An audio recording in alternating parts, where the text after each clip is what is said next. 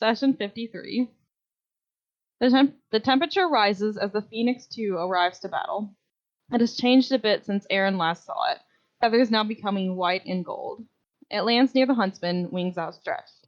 Feliccs stares in awe. Jorta is ecstatic. Gwyn's mouth is agape. The fog has lifted, but the storm has not ceased. The Phoenix leans down and pecks at the huntsman. Gwyn and Cora can feel the heat, akin to a desert. The huntsman looks more of a corpse than before. Fire elementals begin to spawn around the Phoenix. The huntsman breaks free of the grapple and bellows, the temperature dropping again. The magical currents are almost visible, with the wind picking up. Cora, Gwyn, and Bruce are at the center of the change storm. Cora shackles the hunt, and it gasps in pain as it wraps around his left wrist. The storm subsides entirely as she shackles the other wrist. The dragons and Cora submit themselves to the Phoenix. The Phoenix grabs the hunt's chain and raises it into the air. There's an overwhelming sense of longing from the Phoenix in its eyes. They can see a fire trail in the sky as the Phoenix heads north away from them. Cora grabs Gwyn's hands and pulls her onto Bigby's hand to get back over to the party. The Lord of Wolves advances and strikes at Cora, though Feliccs bends luck so it doesn't hit. It levels its gaze at Gwyn, but nothing happens. Cora strikes at the wolf, and it doesn't seem particularly affected by the adamantine, but it is affected by the radiance. Aeron steps forward and inflicts wounds on it. Bigby's hand flies up and smacks it down to the ground. Gwyn approaches the wolf, whispering, "I think that's enough," before she casts Heartripper, shoving her clawed hand into its chest. She can feel the tissue begin to die before it's revived. Bruce wallops on the wolf, but it just won't die. Bill speaks to them, saying this is fruitless. Jorta banishes the wolf. The dragon Jathaxon thanks them, saying they'll remember their honorable service before flying westward. The heralds tell them to meet them in Kiel before teleporting out. Feliccs is very jolted because of the change storm. Aeron tells the stone devil to return to the cities. Its tar trail stays behind as it disappears. Bill drops them off at the goats, asking if they have greater need. Gwyn asks about her arm, and Bill says it will be a problem. The curse is strong, more entwined. Its removal rests on the death of its progenitor, the Lord of Wolves. The rising of the twin moons will cause Gwyn to shift. Bill disappears as they ride off on their mounts. Aeron starts preparing for the ritual, and Gwyn bugs him about his werewolf scar. He tosses Feliccs some chalk and makes him help draw. An arcane current from the spell disrupts the storm as they cast teleport, and they appear in the Feywilds. Aeron recognizes it as the meeting place of dusk and dawn. The trees grow in odd directions, nonsensical. To the left is dawn, and to the right is dusk. Aeron looks completely baffled and shocked. Gwyn turns slowly, taking in the surroundings. The grass brushes Jorta's vomit back onto him, so Jorta hugs Aeron to wipe it off. Aeron walks over and smacks Feliccs' shoulder, blaming him. Feliccs said he barely did anything, and that he's not to blame. A witch appears, throwing a necklace at Aeron and telling him to put it on. Feliccs asks about the vial, but Aeron shushes him. Hecate introduces herself, but says she has a meeting and poops over to a tree to discuss something. Feliccs casts True Sight to take a look around. There are strange ecosystems and night hags just living in the atmosphere. Aeron goes over to Jorta and says, "Welcome to the Feywild. I'm sorry." Cora tells Aeron that he needs to tell them everything he learned in the Feywilds. Feliccs seems completely enamored by the area. Aeron says to not insult or take any hags or their stuff, and do kill a werebear. He's not happy to be alive. Magic is amplified in this area, and time is different in the Feywilds. Cora says they need to message the Qitu as soon as possible. A guy appears and offers to send a message. He is naked, but Cora denies his request. Aeron whispers to her, if the cities are a place of order, then this is a place of chaos. Aeron asks why Hecate came to him, and she reveals the other hag doesn't know she was involved. Gwyn tries to talk to the grass, asking if it knows how to get out. It sways, and Gwyn copies the motion. She goes over to another tree, despite Cora's nervousness for her to come back. The tree croaks, but nothing happens. It scoots back when she tries to touch it, and then sneezes on her. She comes back and says they don't know anything. Aeron says the plants are stupid, so they tricked him. Aeron says they'd be more effective in dusk because they have the frost magic. A voice offers them a deal, and Cora insistently says no. Feliccs sees a grotesque toad man who steps into Fairy. A naked man reappears and they bicker, before eventually going away, realizing that no one is going to accept their deals. Jorta surmises he can banish them back to their land, and they hold hands as they are sent. Gwen, Cora, and Aeron appear in a mountainous, dry region that is unfamiliar to them, which they then identify as near Pontic Steppe.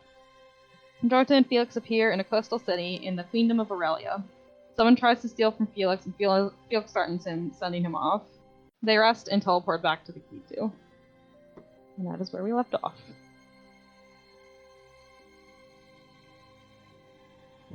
Okie doke. So do we want to start at the Qitu or in Kiel? At the Qitu. Okay. So it was Feliccs and Jorta were the last to arrive. Oh, I wanted to do something before they showed up. Okay. It's quick. Okay. Okay. So like after like we get back and after we like settle a bit, Aeron wants to go find Juan. Okay. I don't know where's he staying. How do I find him? Wait, so you arrived in the desert at like 11 p.m. that time, and when you teleported back to the Qitu, that would put you at like 8 at your time. 8 so p.m. PM or 8 PM? Okay. So sun had already set, Mhm. and you would have found him outside, just kind of looking at the stars. Looking at the stars. Brief pause. Ian, do you have like these like charted out like NPCs in like a video game? Like at this time they're here, at this time they're here. Nope. Just felt like that's something he would do. Okay. Well, I'm gonna walk up to him as he's looking at the stars. Okay. Ears, footsteps, doesn't really do anything. And you like tap his shoulder. How do you get his attention? Yeah, I'll say his name. And kind of looks at you and then kind of jolts to attention. Oh, you're back. We're back. What happened? Aeron kind of like looks back and like pauses for a moment and thought, he's like, maybe we should have like a meeting about this. Maybe we should talk to Cora. We were in a fight and then we accidentally went to the Feywilds and Okay, that surprisingly enough makes a little bit of sense. and our accidental teleportation to the Feywilds is actually why I want to talk to you. Uh-huh. Are you busy? And it kind of looks back up at the sky, back at you. No? I mean, I don't know, maybe there's a special star out tonight. He like looks up in the sky. I mean, Centaurus 4 is kind of shining more brightly than it normally does. But, I can come back later? Alright, come with me. Okay. You might recall the last conversation you had was you chewing him out for not knowing a teleportation circle. I know. Even though he is like 3rd level. I know. So That's so funny.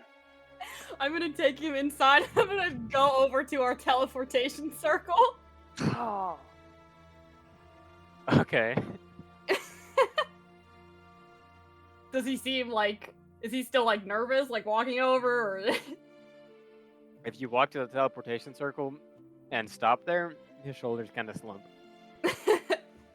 Now, I know that you are not currently capable of performing the spell to use the circle. However, he kind of like starts pulling paper out of his bag. I think it would be very beneficial if you started learning how to draw the circles. He like hands him like a stack of paper. It's not like spell paper, it's just like regular parchment. Okay. And he like hands him like something to write with. So he points at the circle, are gonna study that, and you're gonna copy it onto the paper. And I'm gonna sit here and I'm gonna scribe my spells, and I'll be here if you have any questions. Okay. And the first thing he does, like, by a stack of paper, approximately how many sheets? I'll give him like 5 sheets of paper. Okay, so never mind. Small stack. Yes. Okay, so he's gonna start freehanding as closely as he can. I guess I should make a roll for that. I was expecting like 20 sheets, and he was gonna basically do a rubbing. Like, oh no. 5 sheets is not enough to do a rubbing with. No. Well, is about 4 minutes in, you just kind of take a look at it, and you immediately see about 3 or 4 errors in his. It's not a trace; it's just as best he can, while nervous. Copy. Yeah. All right. You see how squiggly your lines are? That's not gonna cut it. And You need to calm down, take a breath.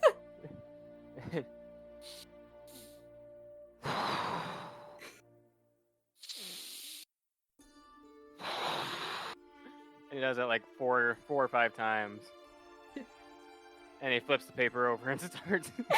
There you go. All right. See, it's all right. So everything's fine. This isn't magic yet.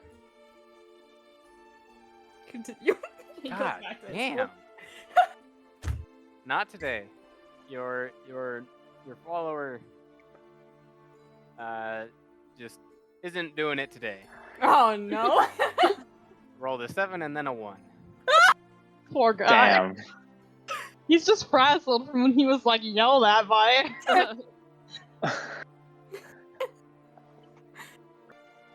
So yeah, 1. Just can't quite get his nerves under control tonight after you just randomly appeared. Like, in his view, like 5 days after chewing him out and going, wait, is this person dead? Are they alive? What's happening? And then just randomly appeared like, hey, you remember that thing I chewed you out over? Hey. Fix it. Hey. So he just can't quite get his nerves under control and is not able to get an accurate copy down tonight. All right. You need to take some time, take a break. We'll come back tomorrow, all right? You're gonna be ready. Got it? Yes. All right. He kind of like pats him on the back. Have a good night. Also, what, Aeron, you're 22? 23 now, probably. 23? We passed through winter, so. Yeah. 1 is about 19. Yeah. Bro, you're so young. Wait, we passed through winter? Almost. I mean, As since you're- I've started, because I started in the summer and now it's Oh, spring, okay. so. Yeah, it is. That's also something you notice. The snows aren't completely gone, but the sky is clear. Huh. So yeah, you can actually see the entire starscape. So in the morning, in about the morning, Feliccs and Dorta show up at the Qitu at about 9 p.m. Or 9 a.m. Excuse me, 9 a.m. I was like, what? Yeah, my I guess how early? Because this is a northward travel, so you wouldn't be crossing time zones. So how early? Well, do we you would guys have. get up? We would have tried to. Yeah, I don't know. I would have been up early, and I would have just waited for her to wake up. I'd be free. Okay, so Okay, then we're both up early. closer to like 7 a.m. That We just- Feliccs and Dorta reappear in the entryway of the Qitu. Cora didn't want I to look do at- anything the night before, right? No. I look Honestly, at she Jorta. probably went like directly to her room and was Yeah. like, "Don't talk to me," and just started meditating. I look towards Jorta for a fist bump. He's gonna shake it. And then once he does, he'll grab your hand like with like his mage hand and like put your hand into a fist and then bump your fists together and then blow it up and go whoa. He's like, play fighting. And he's gonna like punch the mage hand.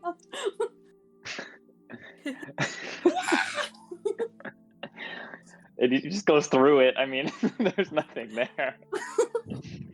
He just looks at me. He's like, "No, Jorta, it's like a handshake thing, but it's cooler. You like bump knuckles Yeah, cool. if you have knuckles." He's gonna move his fingers and like stare at him and be like, what do you think this is? I don't know. Do you want And to he's gonna feel he's gonna put his fist out again and try to give you another knuckle bump and see if you do it gently before you do it. He yells. Oh, it's not as fun. He's gonna gently. Nice, blow it up. Boom. I'm going to cast Sacred Flame. And I meant- Felix. I imagine like a little bit of like flame like twinkles off of Felix's hands as he goes like blows it up. Like boom. This is nice. I like it. Cool. Thanks for finding the dude who stole my gold. Yes. Yeah. Time. And just next time, let me have a cut of gold. No? Didn't I give you some? A bigger cut of gold. He looks like he's like, okay, fair. Next time.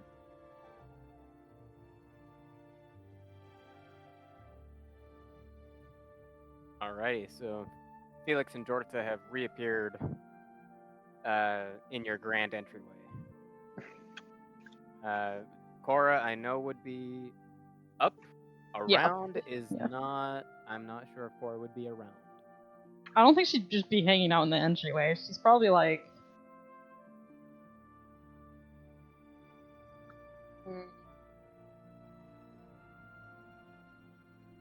Maybe just perusing the perimeter. Yeah, maybe just like kind of checking things out, kind of checking on who's awake and like trying to get a sense of if anything's been going on while she's been gone. So yeah, you have 4 guards that are actively scoping the perimeter. Nothing serious has occurred since you've been gone. It appears from their according to their perception, it seems like maybe 3 or 4 scouts have been scoping the place out, but no serious force has mustered. Okay. And yeah, one of those accounts is very much a maybe. You have 3 definite sightings and a 4th maybe.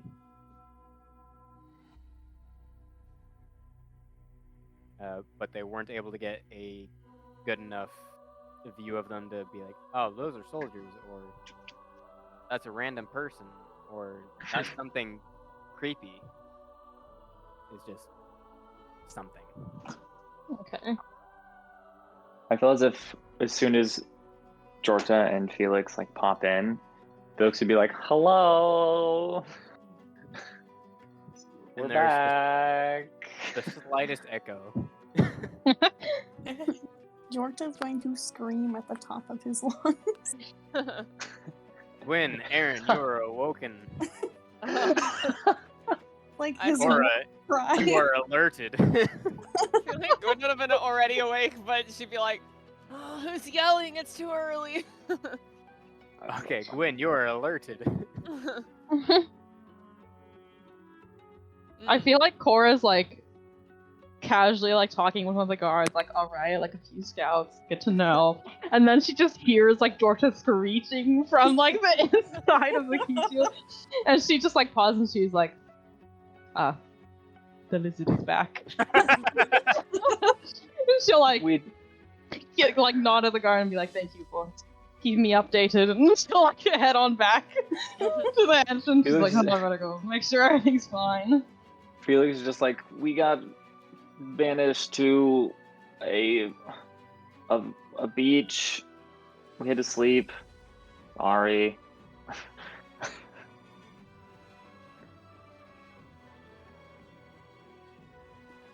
Yeah, everyone is awake. Jorta scream whether or not you were awake or just wishing you weren't. Or patrolling the perimeter. You are now aware and awake. I will go into the main hall in a couple Yeah. minutes. Okay, My hair first. so you are all in the hall to various degrees of coiffed. And you have Felix, Jorta, and Cora in their normal dress. Aeron and Gwen maybe in more of a sleepwear. She would have changed. Yeah, Alright. same.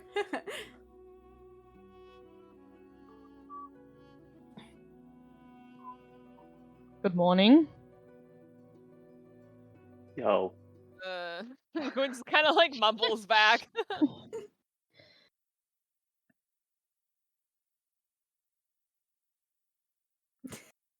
Is Aeron saying anything? I Like- know, it's like, yeah, I'll go. Just nods, no?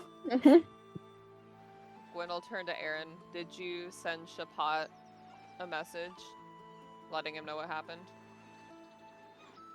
Aeron, like, looks at her, like, completely blank. Was I supposed to? Why wouldn't you? Well, I thought I needed supervision before I went and sent messages. Send He, like, Shapat looks at a Cora. message about the huntsman. Mom. I will send him a message then. Okay. Through the sending stone? Through the pouch. Pouch. Okay. Scribble, scribble, Just kinda scribble. Yeah, What are recapping scribbles?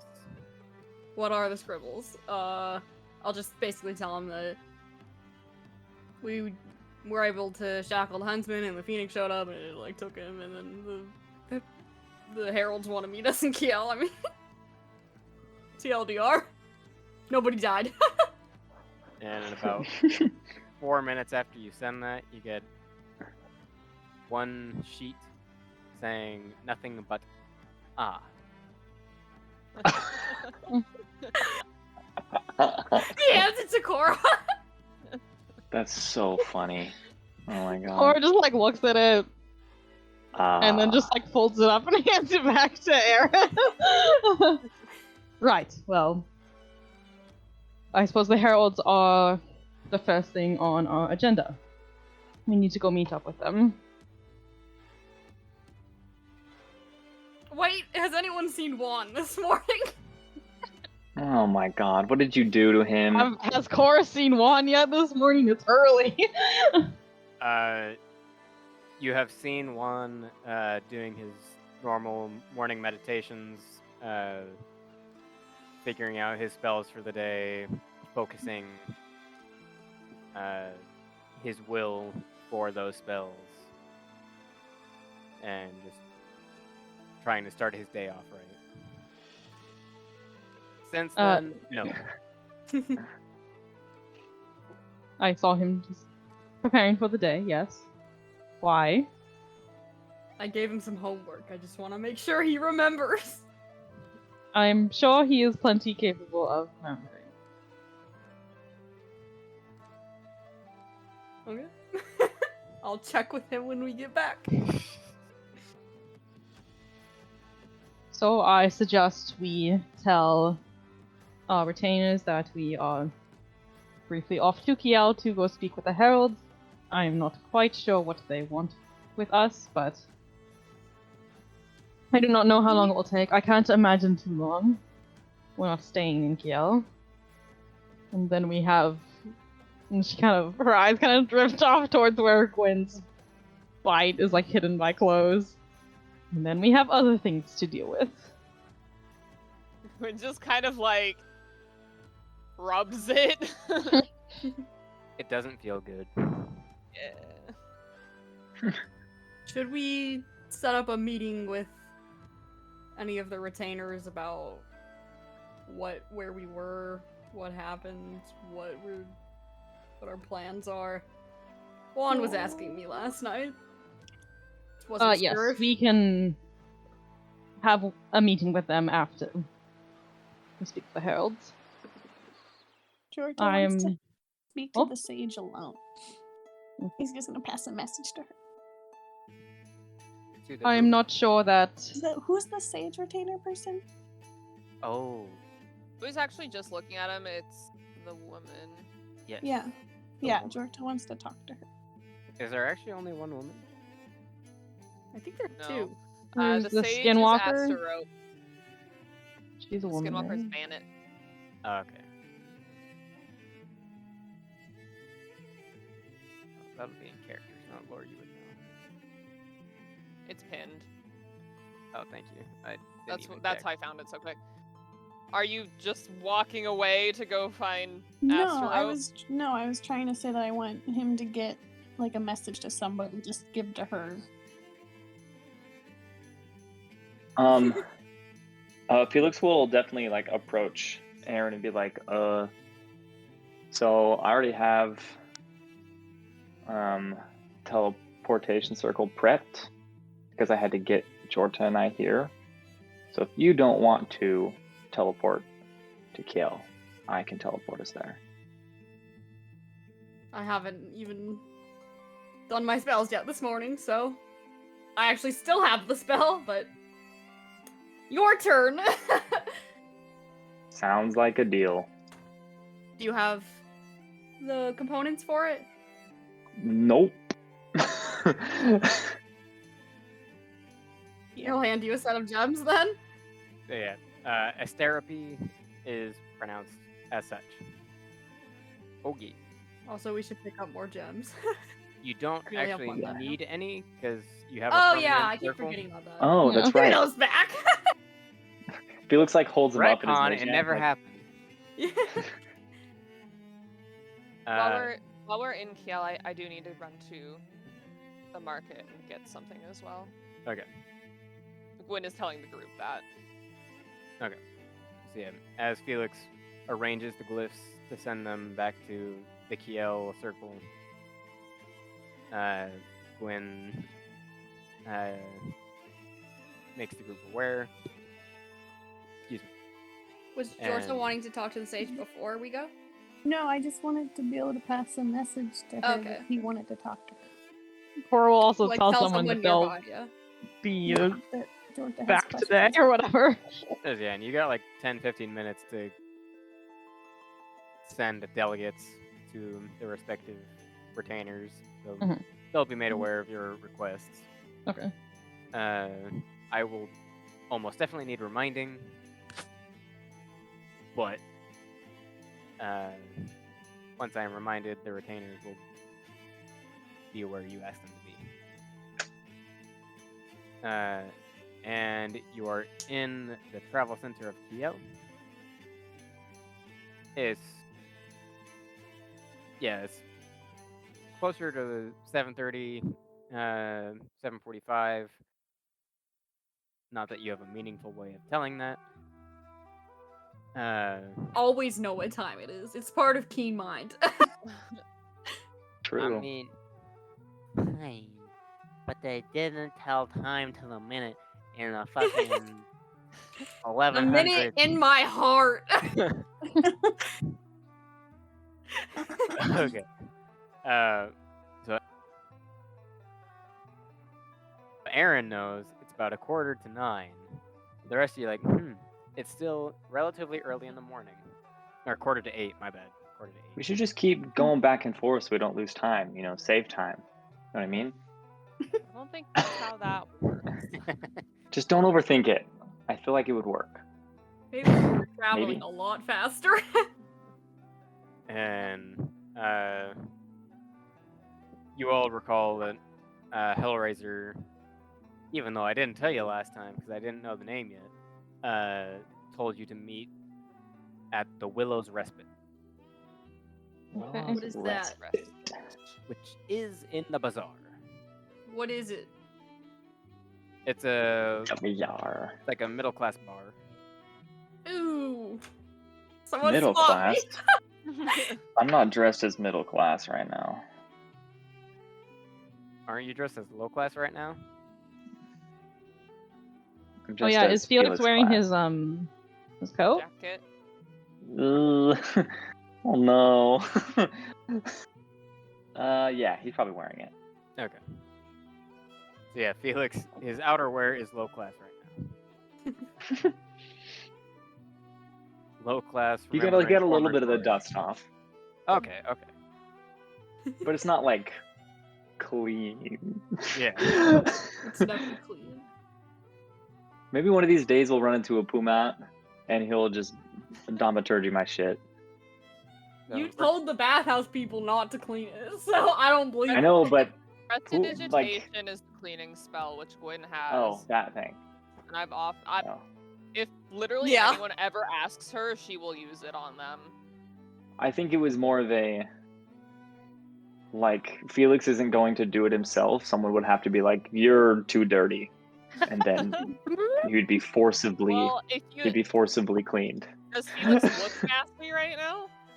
No, everything, his face, his body, that's all fine. It's just the jacket. we were Well, just he in a literally very told her intense not fight. to do it on the jacket before, did. so Yeah. she won't do that. What I'm saying is, like, it would probably be like a rando who was like, "Ugh, you're too dirty." See an NPC Your at the jacket's night dirty. shop who's like, not in my place of business. Yeah, and then they just forcibly do it, and I don't have time to. I'm not gonna waste a 3rd level counter spell. Okay. Gwyn told us we couldn't have a bathhouse, so my only option is prestidigitation. I mean, you've been to a bathhouse. No, At I our don't- You can't- Qitu. Oh yeah, you need like hot springs and stuff. You don't have those. We're gonna make one. make them. I do Dude, have so the creation Magic fire. spell. we know how to get to Willow's whatever Respite. respite. Aeron has heard of the Willow's Respite, so he's relatively able to guide you. And on his occasional like, It's I thought it was over there. You can still ask someone, and they'll be like, "Oh yeah, no, it's one more block over." It's north. Actually, it's We east. go. Did someone say Uh, cardinal directions? Keen Stupid. mind. As Keep in mind, the- only works within 1 month. No. The directions are part of keen mind. Oh, okay. Well, as we're going over, Cora's going to say, when we are speaking with the heralds, please remember not to try to intentionally push the buttons. And her gaze levels on Aeron. Felix just chuckles. He like, as she's like talking, like he can like feel her like turning her gaze to him, so he like turns his away. Felix just laughs. He's like, "You got in trouble." An accident. The heralds are not currently our enemy. In fact, I believe they would make good allies. But Cora, I want their stuff. We have better things. And I'm the greedy one. Yeah, but I'm not gonna like kill someone for no reason. What? Well, then Both of don't. Here. Why Zip it. would you not? Both of you. But like, Do not Cora, I really want their stuff. or do anything to make the heralds angry, or I will be angry. Understood? Aren't you angry now? Fine. Am I understood? Yes. Fine, Mom. Gosh. Taking over my life. Who is a knife? They were honorable fighters. They were, You should and they not had our backs. become honorable people. Yeah, but Aeron summoned a demon thing, and that one dude is from the thing, you know. Yes, that is another discussion to be had later. Her gaze levels on Aeron again. He looks back away. And Felix just like pokes you in the side. He's like, You're in trouble. Okay. Yeah. You end up at the Willow's Respite, and since it's so early in the morning, there's not. it's time to drink. There are like 3 people just sitting at the bar already in their cups. But the greater majority are just getting their oats with some mild spices that Too they legit to quit. don't have at home. And to your right, you're able to recognize Hellraiser, but he is not dressed in armor. He is dressed in Imperial armor, Imperial regalia, rather. Like as a decorated officer. Higher up than Felix, fairly substantially. As where Shit. Felix might have been a captain, this dude is closer to a colonel. Goddamn. Uh, Felix walks in and salutes him. At ease. He just kind of like gonna, unsalutes, murmur like under her breath, kiss ass. he's doing it like funny. She still says it. Like- And Bruise is on his right and Bushfire on his left. Both of them still seem to be kind of... Bruise actually seems asleep in her hand. And Bushfire seems like she might have just kind of woken up.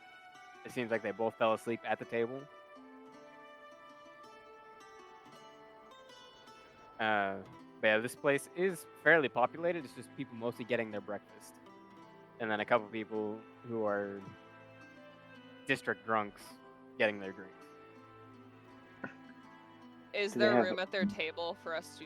Oh yeah, they have like a pretty sizable table. It's not exactly in a corner, but it's not in the middle of everything. Do they have whiskey milk? Sure. I'm joking. I don't want Coffee. that. That sounds disgusting. Okay. Yeah, I would try it. As soon as Bruce wakes up, Felix is gonna be like, "Yo, I've never seen someone hit so many things so many times and not die. That was crazy." Punching ghosts. Bit of a hobby. And just rubs her eyebrows, just trying to wake up more. It was very fun to watch. Very, very fun. But I could provide entertainment. Cora will step forward and offer her hand to Hellraiser. I hope we aren't too late. We ran into some trouble. Later than I anticipated, but Anne grabs your hand and shakes. But nothing that can't be forgiven. And he sinks back to his chair. Where is the rest of your party? Awaiting us if you'll agree to our initial proposition, one might say. Oh? We have a plan for this city. One that involves the 2 groups of us being a bit higher up than we presently are.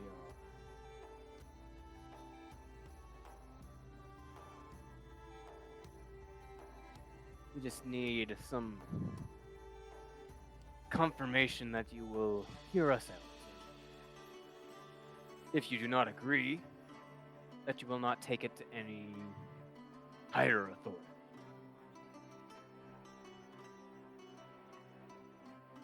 I have no problems with that. She looks back at the rest of the group. Felix Wait. looks Go ahead. kind of like the whole going against the rules type of thing, but And he understands. Hellraiser starts casting a spell and then asks, "Do you mind?" He asked me. Asks the six of you. Cora I- looks The towards Aeron because Zone he's of kind Truth? of the arcane guy. So if Hellraiser's I'm- doing I mean, something, I'm Yeah, she what kinda goes, spell is weird. it? Is this... Can Aeron cast Zone of Truth? That's what I thought. Cora it was. can. I don't- Cora has Zone of Truth. So, Cora recognizes it as an alternative method of casting Zone of Truth. Cora will mutter to Aeron that he's casting Zone of Truth. Fine by me.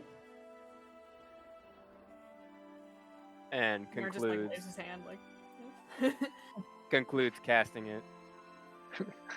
I wanted a And- counter spell so fucking bad. Do any of you resist the Zone of Truth? No. Georgia does for If like Captain says half so. a second. But then he like subs. It's like, ah. Yeah, Felix doesn't. Okay. Actually, And- can I try? They will know Uh, if you resist it, by the way. Whether yes. you pass Oh, it. they And do you- know if you resist They it? know. Try. Yeah. Oh, never mind then. I was gonna try to lie my way through, but I guess not. No, yeah, it's the Zone of Truth. They know if you resisted. Damn. And Felix would know that. Oh, okay. Yeah, then I won't do it. Okay. And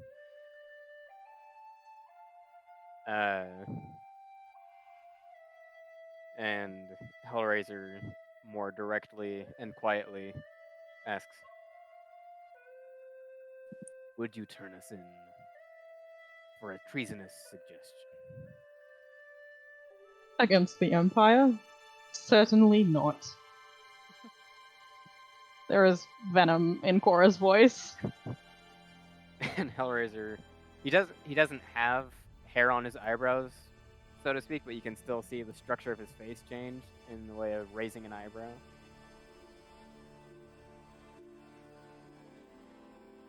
And the rest. I imagine none of us hold love for the Empire anymore. She looks back at the party. I nod. Yeah. I don't know any loyalty to the Empire either.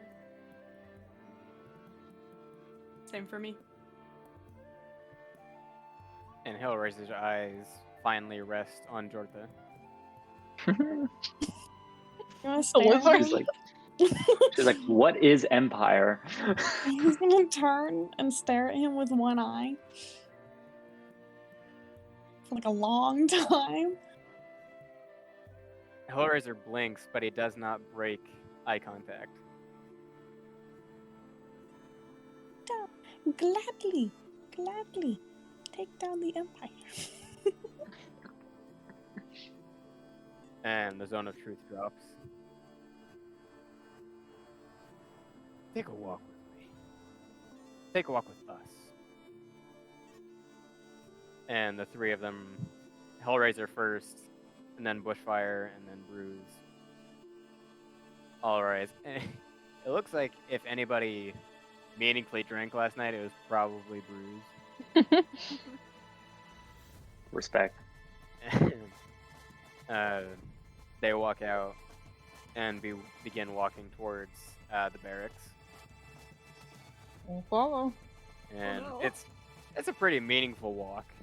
Oh yeah, meaningful walks. is like almost an hour and a half before you get to their destination, and it is in the barracks, which are presently amid chaos. They're still okay. On our way there, Gwen will scoot her way over towards Bruise and tap her arm and say, "Looks like you drank a little too much last night," and cast Replenish. It removes the status.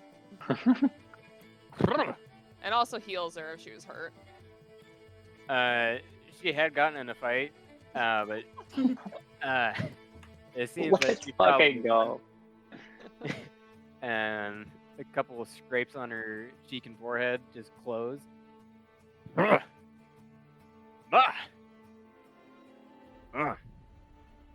Thanks. That hangover wasn't treating me right. Yeah, you looked a little worse for wear. And it slaps you on the back a little bit too hard. She stumbled. Thank you. I feel good. That was a good fight. Not the one last night, but the one earlier in the day. If you Gwyn? take my meaning. Gwyn asked if she won. You were there. Yes, we won. Oh. I'm sorry, I thought you were implying that she had gotten into a bar fight. I did. It was pitiful. Oh. Okay, well that's what I was asking about. It was a great disappointment. Well, sorry to hear that. What can you do? You went from the fate of the world to a bar fight. Expectations were too high. Gwyn kind of like, as she's walking, she kind of like turns and like side glances at like the party behind them and is like, whoa, what?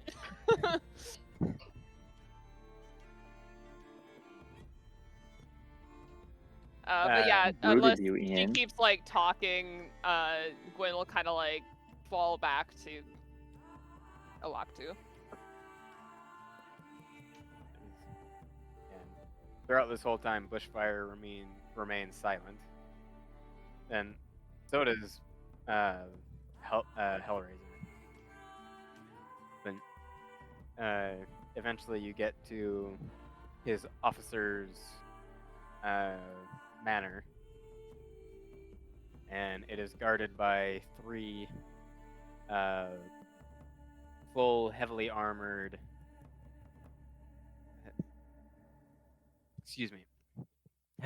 pikemen, and they don't even flinch as Hellraiser approaches, and with all of you in his company, there is no question asked. And this is a much grander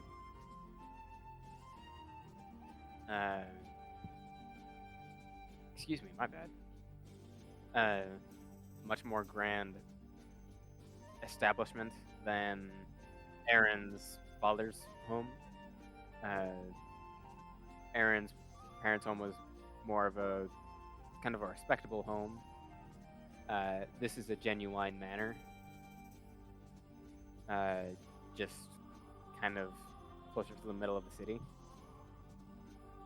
Is there like skirmishes like going on or like around the barracks? You said there's chaos. What exactly is the chaos? Smoke and from various different directions. Right here, on your way, there were some skirmishes. But within, so to speak, 3 blocks of Hellraiser's home, nothing. The order is kept here. Do people seem to be like looking at us? In Hellraiser's presence, it seems that they're unquestioning. Okay. I forgot to ask, like, as we were, like, making our way to the bar and, like, walking and stuff, did we hear anything about, like, the court? Or, like any, like, gossip going on about that? Like, has news really come to Kiel about that? Anyone interested, make a perception check. Okay.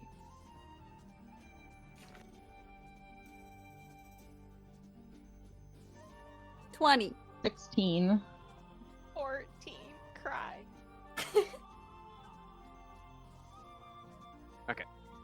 So 16 and 20. are able to make out some talk of it, especially in the bazaar. Once you get into the barracks, it's a bit more talk of what the enemy is doing. But in the bazaar, there's a few people that mention Alaktu, and some people just talking about, "Did you hear what happened to the court? Court itinerant.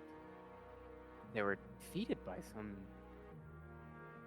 rural adventurers." And then a couple people, no. That was Alaktu. And the service of Amari Bachi. And, oh! Such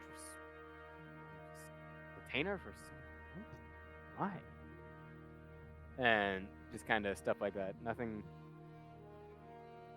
too much. And then a couple of them don't even mention Bachi, just that it's Alaktu. And even one or two, like, the people that saved, and I forgot the bank too. Saved the bank. The bank had a cool name. What was it? It did. I don't remember what it was. But saved that.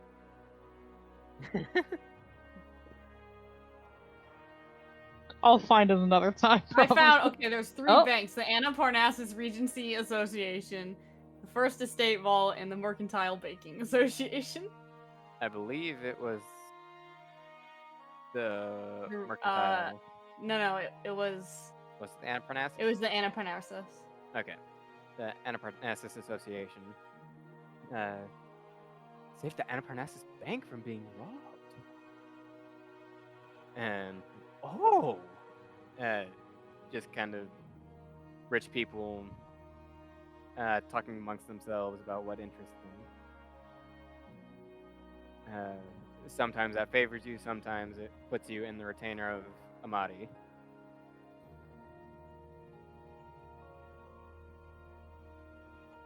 And Bushfire, most noticeably, is also reacting to that information, since the heralds were also there, and is the most visible to sulk at such mentionings. But as you approach the manor house of Pio Demes,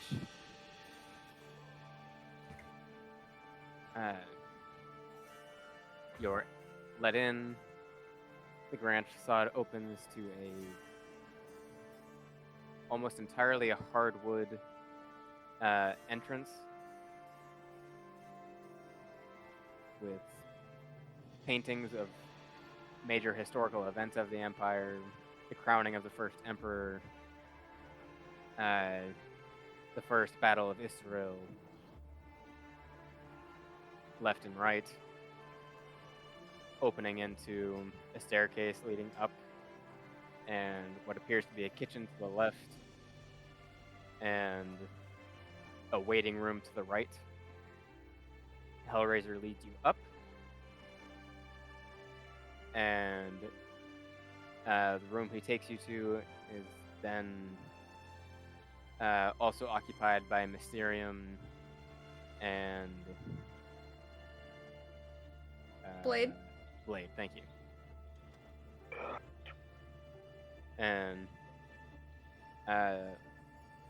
Mysterium is nursing a breakfast wine, and Blade is just asleep, head in left hand, in her chair.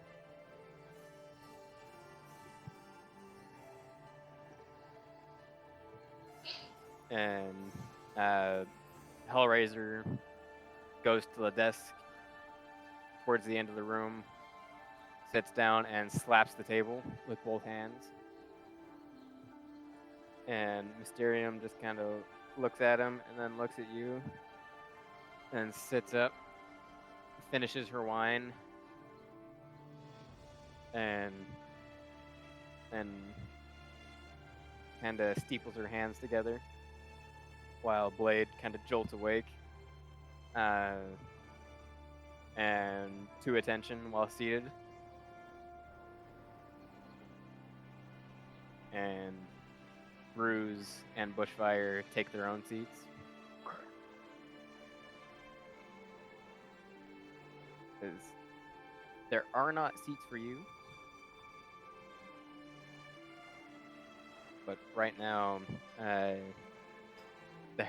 promised heralds are seated in a semicircle in front of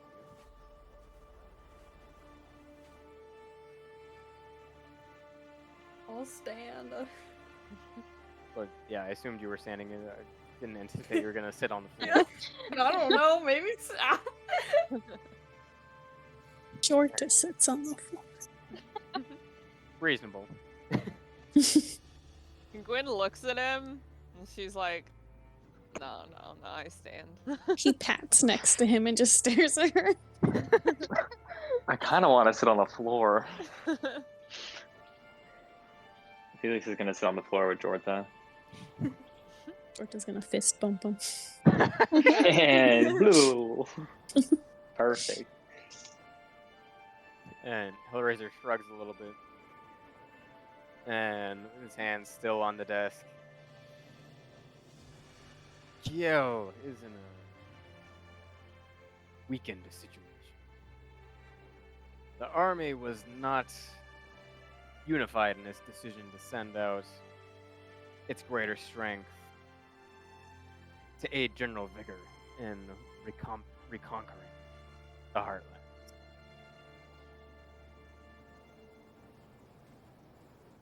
In its weakness, it poses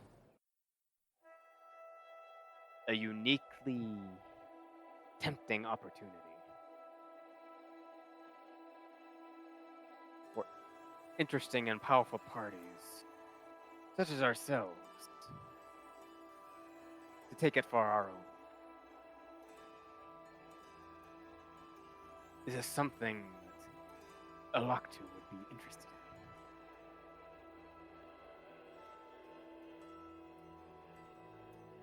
That depends on what your intentions with the city are.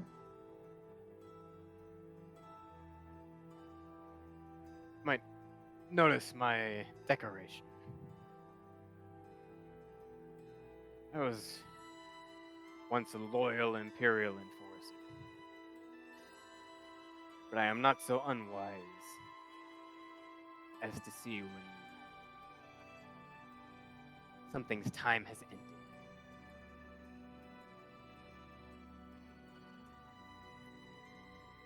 Now it is time for new powers to rise. I agree. So, you are wanting to turn on the Empire just because you believe it's weakened, or is there more motivation? Because it's weakened, and I do not foresee its strength return. Will remain a weakened and vengeful state such as it has been, with blood hunters persecuting whoever they deem the most worthwhile scapegoat. That is not a future I seek.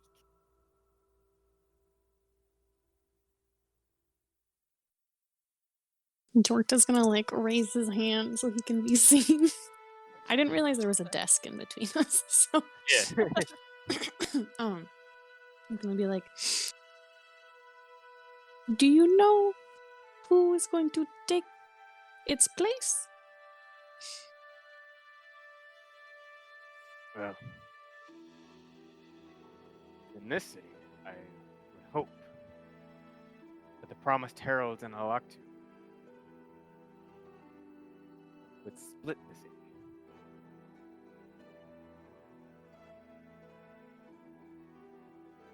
As equals? As equals. You with the western half, us with the east.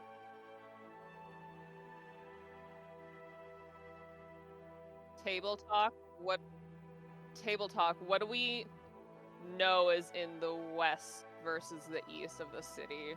The Like, docks are in the west. The east has the bazaar and the religious centers. The west has part of the foundry and the entirety of the docks / warehouses. What about the towers and the barracks? The barracks are in the eastern half. The towers are kind of split.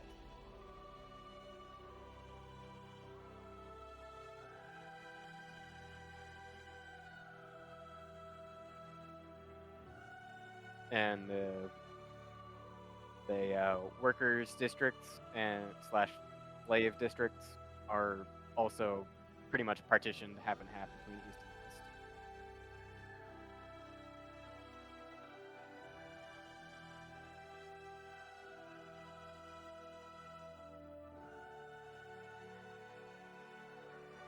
and west. So like from what we know of the city, is that something we could surmise would be like a fair deal?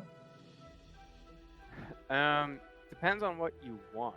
As the docks, provided that a interested hand started rebuilding Riga, could be immensely profitable. If Riga went untouched, it could be next to worthless. I have a boat. Versus and also helping rebuild Riga would also help make the bazaar more profitable as well. Because right now, with Isteril and Riga in ruins, Kiel is very much in the middle of no man's land.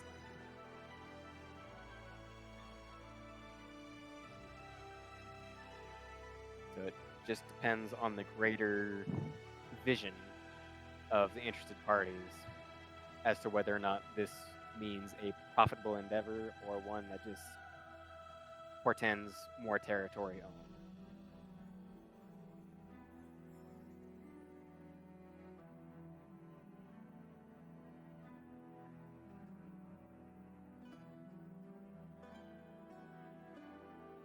Gwen is going to stay quiet for right now. She's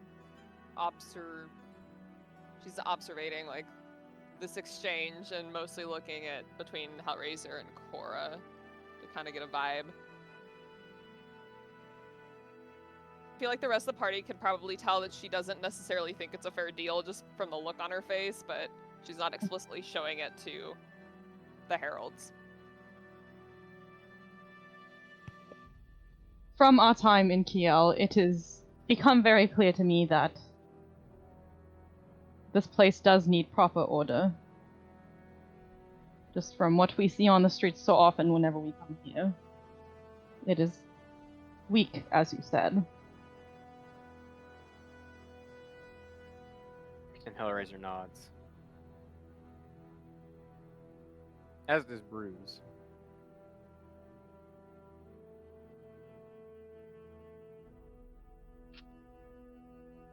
I am interested in the offer, but it is something that we would need to perhaps take some time to discuss just as Alaktu. But as it stands now, I am very interested. And Hellraiser kind of half nods with his head tilted a bit. Alright.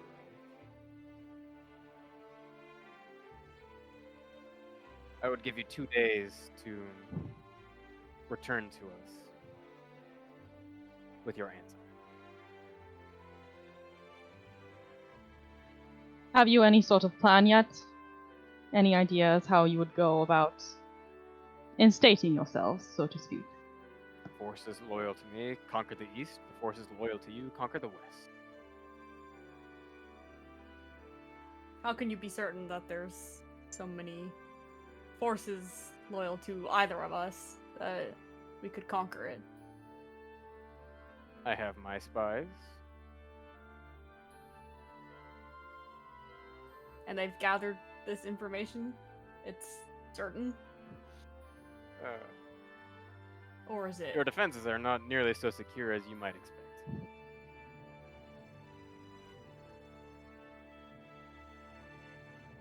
Jorta's gonna look at Hellraiser and say, after Kiel, what's next?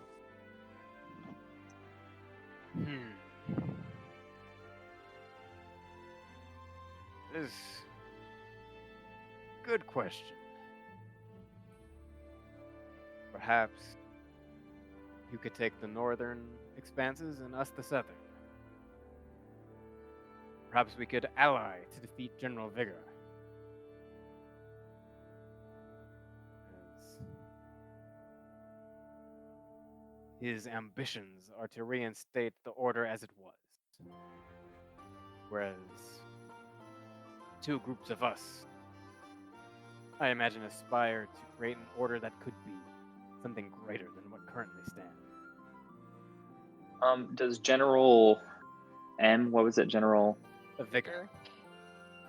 Does that ring a bell for Feliccs at all? Yes.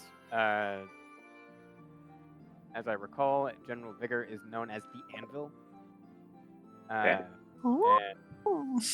And he is the general that has been in charge of the northern campaigns for the last 7 years. And has been responsible for holding back the Grimmin Confederacy from their southern ambitions. And I believe, in lore you would know, somewhere in the last many posts, there's something about him having reconquered Istaril. Mm-hmm. Yeah, it was mentioned before. Yeah, it's right here. Gotcha. Well, there's, yeah. Feliccs will stand up when he hears that name and be like, okay. Challenging, to say the least. Perhaps. And then Bushfire. But our forces would grow. The conquering of Kiel. And it's now that you all know, have figured out that her vocal cords are just as burnt as her forearms. Mm-hmm. Ooh. She should go get that checked out.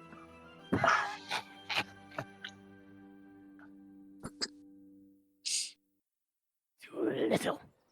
Too late.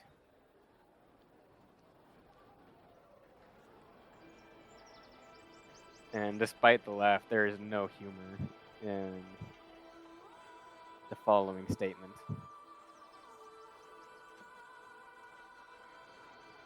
Gwen's gonna kind of turn an eye to her. Did she use any of her magic during our fight? Yeah.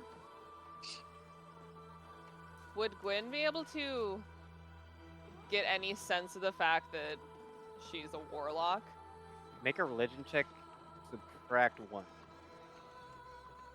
Ooh, I rolled really good. I am very proficient in that. Let's see. That would be a 23. Nice. Yes, you are able to tell that she is a warlock. Excuse me. And you are able to discern that she is bound to the Ashen.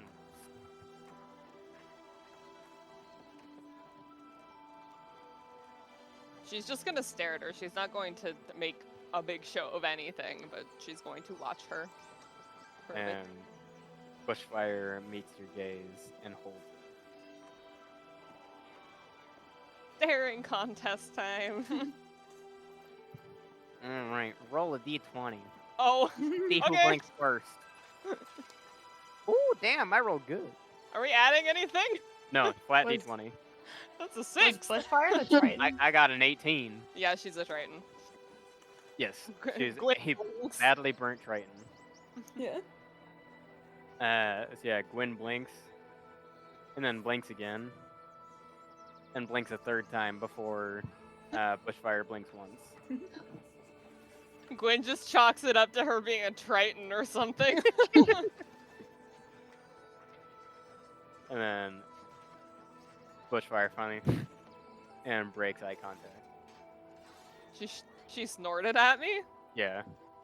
and just kind of like wrinkles her face, like her nose kind of like scrunches up, and she's like, rude. And Gonna look away. Hellraiser looks at her and furrows his brow, and then returns his view to your group collectively. Can I roll like insight on how the rest of Hellraiser's group is seeming to react to him asking us to help in this Yes. mission? Yeah. Wow. Wow. Wow. 24. Oh, okay. Ruse seems to have acknowledged you as worthy warriors.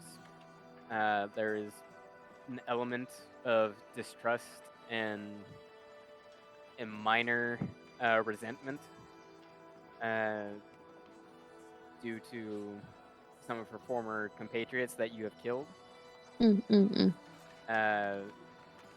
Bushfire, it is a much more serious resentment. Mysterium is just very much on edge about this whole thing. She seems to think that this might not have been a good idea, inviting people that to her are effectively strangers to this talk about conquering an imperial city. And Blade is just very much intent on what is happening. Curious about what this might mean going forward.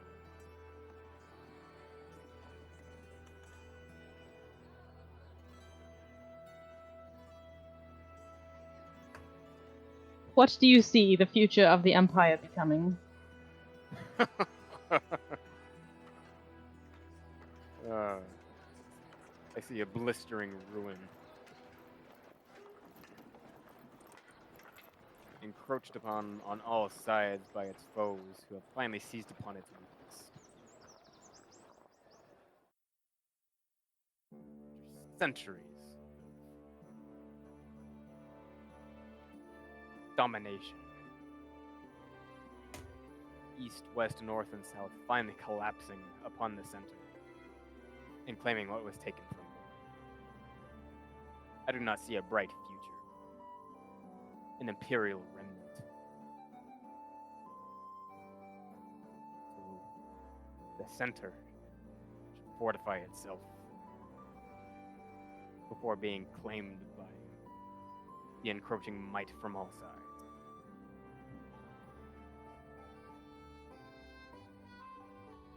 What role would, if any, would the Hell Knights play in your efforts to conquer Kiel and possibly more of the Empire? The Hellraiser kind of smirks.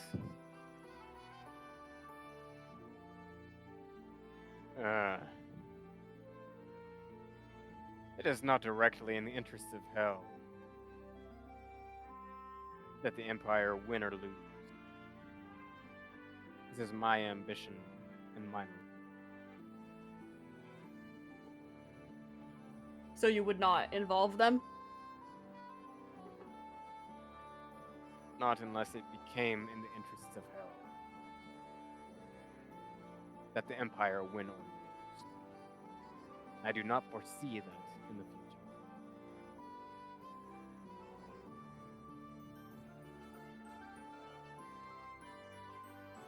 As the Empire has long been fallen.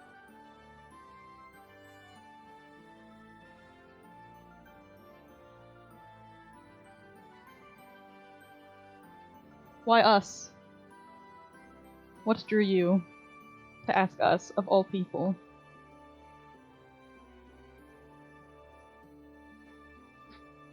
You have proven yourselves powerful against me. And I have been monitoring you since. You have only grown more since. Your ambition matches mine. And the promised herald more widely as well. I believe that if you were to partake in this expansion, that you would grow further beyond that. And that you would become powerful enough to defend yourselves against the Grimmin, against the High Rock. Possibly even against the Dragonborn in the south. Or all have an axe to grind. Against the Empire and Imperial territory.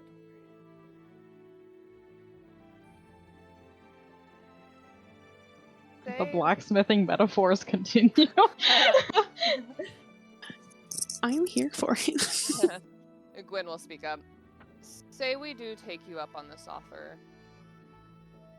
Does your group happen to have any opposing rivals or anything that you see being a potential problem in the future if we were to split the city in half with you? Imperial loyalists will remain a thorn in our sides for the foreseeable future. And we have made some foes of similar caliber to yourself. One's less, shall we say,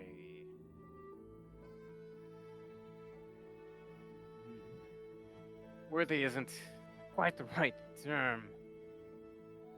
Ambitious? No, that is also not the right word, for their ambition is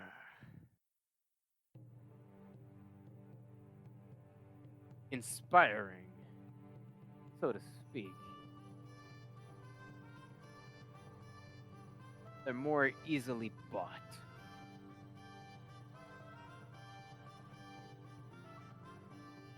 What are their names?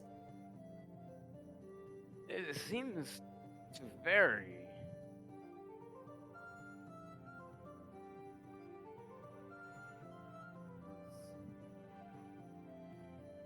In some corners, I have heard them called the Scorched Earth, some Shadow and Blood, and others the Grim Accord. Can you repeat all of those, please? Scorched Earth. Scorched Earth, Shadow and Bone, and the Grim Accord. Have we heard of any of those? Make history checks, all interested. Felix, add 2 to your roll if you were going to make it. Got 20. it. I got a dirty 20. 15. Oh, 21. My history. I'm rolling really good tonight, except for the staring contest. I have good history, I just never use it. 17. I've got Okay. history too. I just rolled low. So everyone except for Jorta has heard one Nice. of these names before.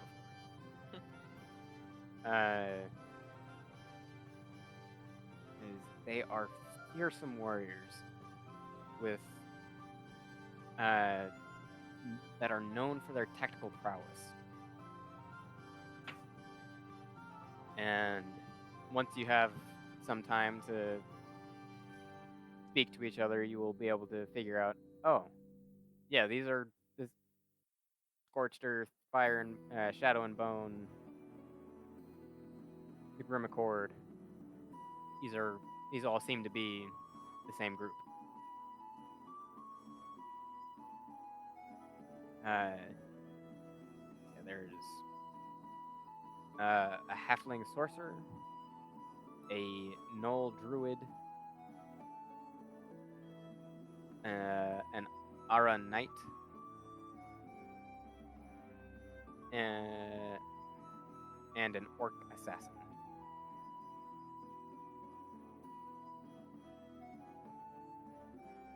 That doesn't sound like a party I want to fight. I want to meet a gnoll.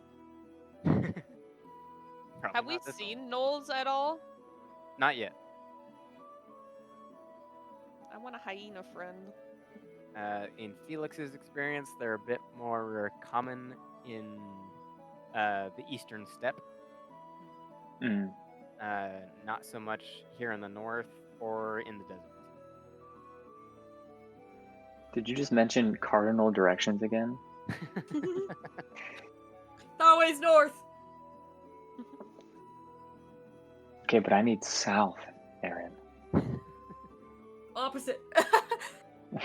Opposite.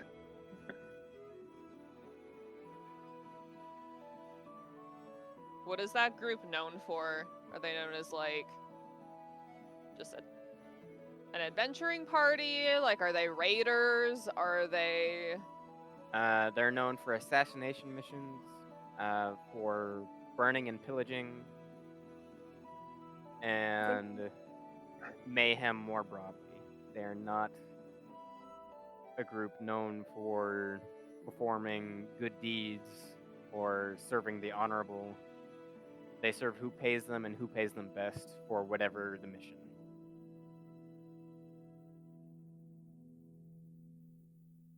And particularly for the burning. Particularly for the burning.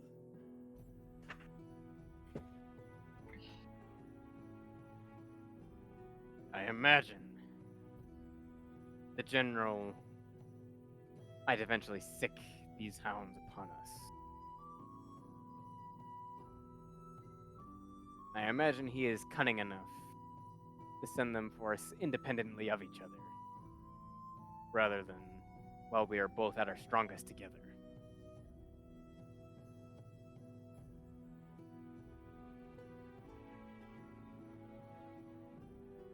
I take it that you plan for Kiel to be your home base if this plan is to go through? And kind of sticks his lower lip down and kind of raises his eyebrows. And Ruse kind of looks at him and then looks at you. Yes.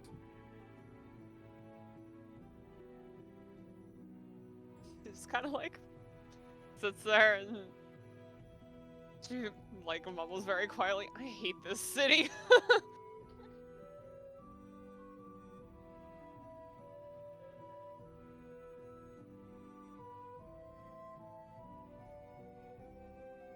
Nice. Okay. And Bruce hears it and kind of sits back. What's not to love?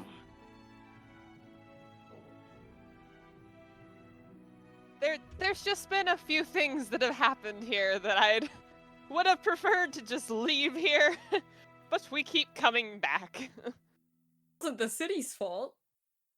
Because it's She a just wonderful glares place. at Aeron. I feel like there's just like a slight sense of like awkwardness that Harold can just tell that like goes through Alaktu.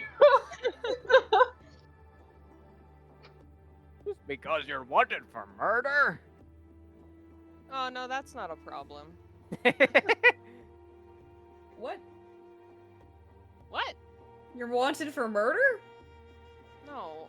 No, Court. Oh.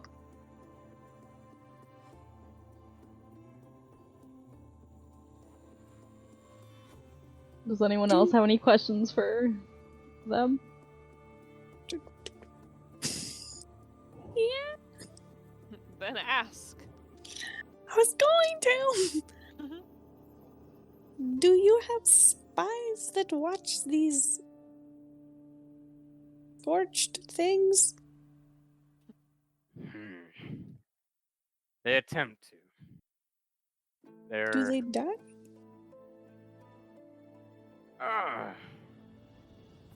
rarely. The same four are always spotted later.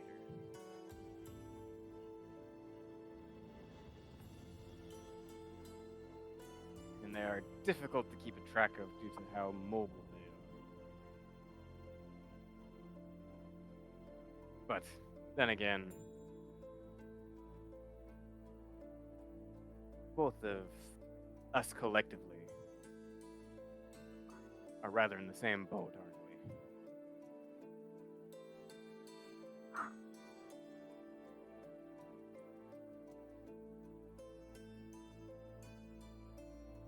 Perhaps.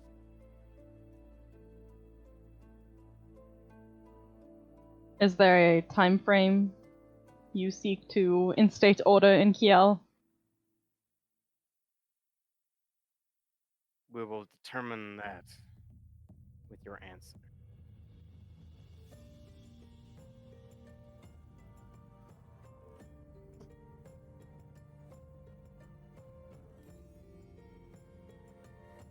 Yes, yeah, and just to increase brevity, on the you would also get the western outskirts, and they would get the eastern outskirts. So you would have more on the outskirts because the forest, the Ebenwald, somewhat tightly clusters along the eastern borders of the city, and no one goes into the forest. At least Wait, not we beyond. would get the north of east, or mile. they would. We get They the would get west. the east. They You get would the get east. the west. So you would have several suburbs on the western side. They would have maybe two. Which side was the Iron Lizard on? The We Iron have Lizard the was on the foundry. eastern side. Oh, that's Oh. a problem. Wait, so what? You said that we had part of a foundry. Yes, part of it, but the Iron Lizard was on the eastern. Yeah, and right now, Hellraiser, Pio Demes, whatever you want to call him, has a more detailed version of that map on his table, including monuments and suburbs and otherwise points of interest, including the highest tower in the towers, the biggest temple in Godwakers, and the biggest forge, or the biggest ironworks in the foundries. Is on their side. No, well, most of it. The biggest ironworks would be. Thank you, Ashley. Yeah. Would be on your side. Oh. The foundries. The Panopticon. You guys also have the prison. Yeah. Where is that? The Panopticon. South of the northern slave tenements and west of the bazaar.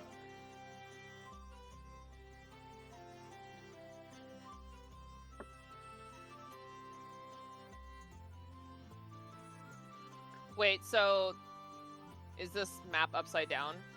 Nope. Oh, okay.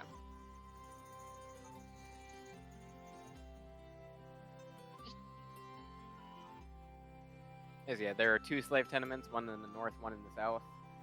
So each of you would Oh, get yeah. about half of each.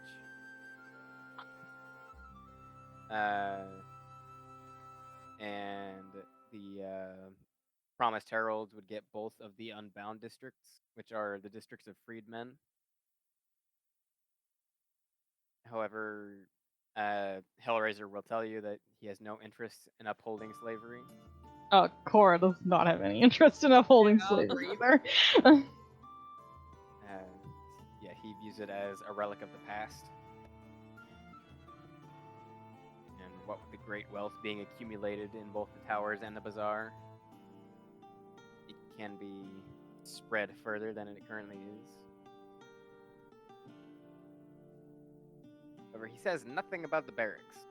And you might notice that his house is quite well decorated in its own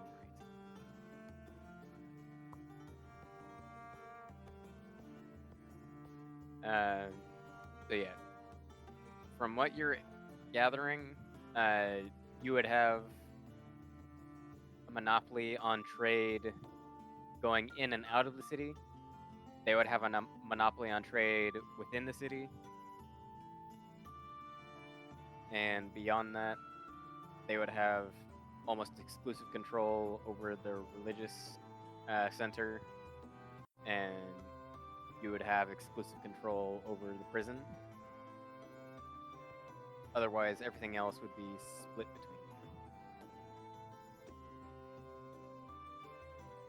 you. And just so you know, this offer is not like this is the offer.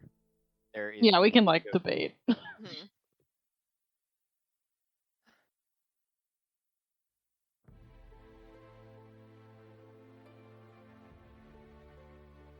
Did anyone have any more questions? No. I have something that I want to bring up specifically just to Alaktu that I'm not going to Yeah. talk about in front of them, so.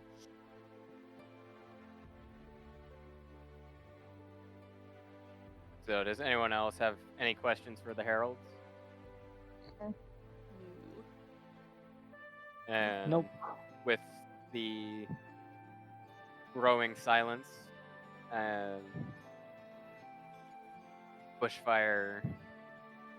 So, shall we recess? Indeed. Where would you like us to meet you to give you our answer? If you would like, you can have your correspondence in the waiting room below. You can meet us up here again, at your discretion.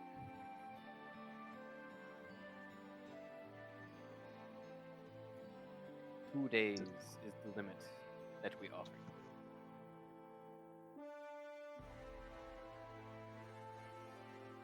Very well.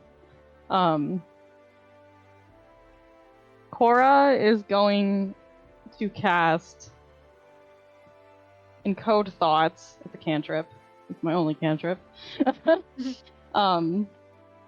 She will put her 2 fingers to her temple and close her eyes. And as she pulls her fingers away, a strand of gold follows until it like breaks away from her forehead. And she will hold it out to Hellraiser. Like you can like pick up the strand, basically. And he does so between his index and middle finger on his right hand. It's a memory. Using some of his veteran of sorcery skills, he'll acknowledge what it is and pass it to Mysterium. And she will do the detect thoughts upon it. They will see sort of flashes of memory. They'll see the court,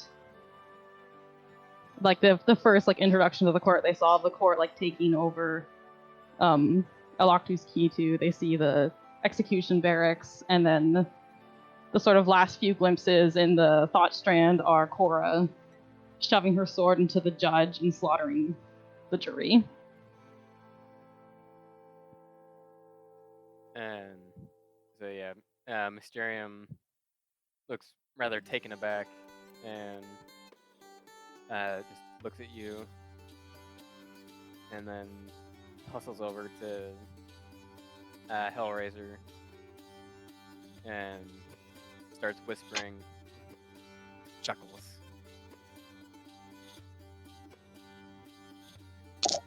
And nods at you.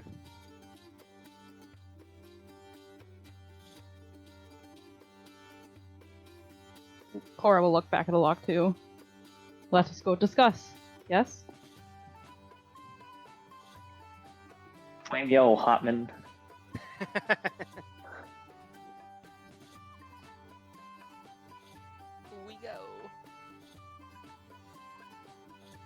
Kablam. All right. So do you stay in his home or do you go somewhere else? He like let us know that we could talk downstairs, right? Yeah. Yeah, We're like, we I go think down basically there, and then Quinn's like, we're not talking in here. well, he was also like, you have 2 days, so I think he was just saying that like in case it was gonna be like a quick discussion.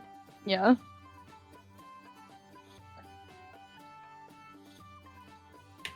Eden, can we access your house? We should be able to. I was actually wanting to check on it, considering the state of the barracks. All right. Felix, you said you were wearing your coat. Yep. Aeron talked to him about the coat in Kiel, didn't he? Yeah, he did. Yes. Uh-huh. I think a couple people did. Quinn He as did. well. And so, Aeron, are you doing anything to conceal yourself either? No. Okay. Okay. So, how are you trying to proceed to Aeron's home? Trying to do it quickly, trying to do it from the shadows? Or are you trying to do it just fucking strolling through the street? I mean, personally, I think we should try to act normal, like act like we belong here, and we're also not the most stealthy people, so that could be kind of sketchy. But if you guys want to, anyone out there has any other opinions? I feel like Cora knows people were like looking their way when they stayed there, but I feel like she has no reason to think that like they need to be extra cautious on their way over. Like obviously like be on their guard and stuff, but I don't know. I feel like she like wouldn't. Does that make sense?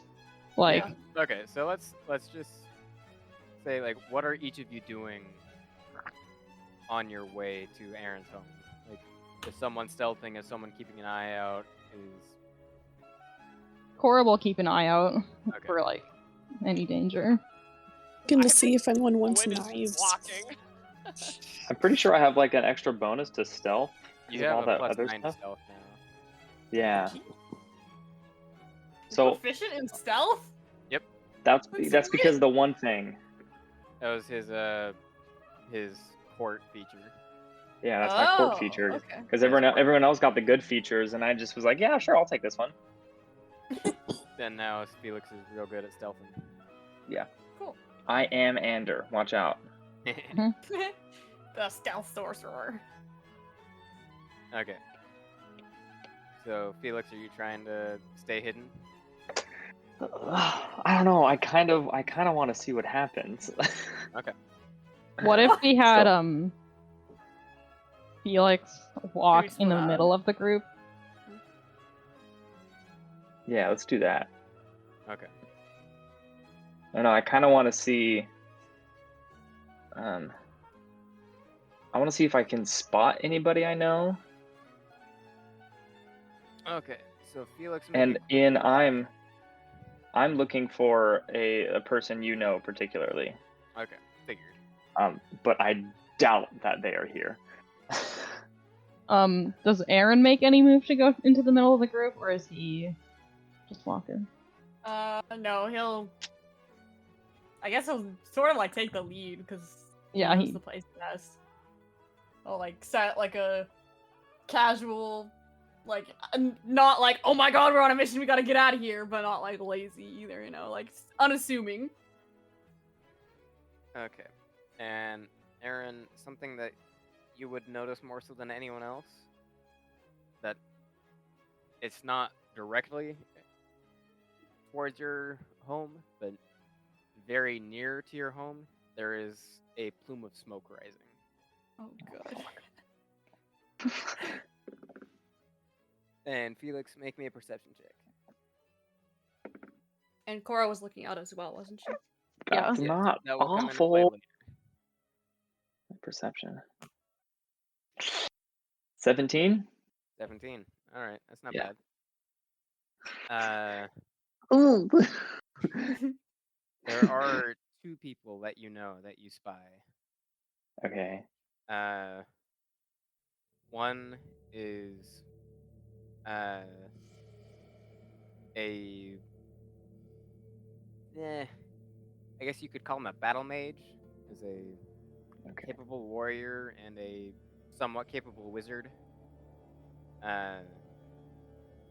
Named nuts. I thought I had one and then it just kind of slipped That's fine. I mean, how dare you, Ian? out Gosh. of my head. Elfric. Okay, Cody, I sent the names to you, Okay. and the second one is pronounced. The W is pronounced with a V. Okay. Yorvet. Lorvis Yorvet. and Bryn. Lorveth. Yor. It's an I. Oh, that's the I. Orveth. Got it. But no, like hint of a person No. in particular. Nope. Okay. Cool. Cool. Cuckoo, Qitu. I'll kind of just like. Felix will kind of. He'll grab his right arm, nub arm, and try to make it look like his arms are crossed. Mm-hmm. And make it look like he has both arms. Was he having And- his hand up? No, because Mage Hand is glowing like Yeah. greenish. So no, he doesn't have that up. But he's like holding it as if he has like his arms are crossed. And he's not going to try necessarily to hide what he looks like, or like he's not going to try and hide his face or anything. He actually thinks he'll probably be all right in that sense. Okay. Yeah.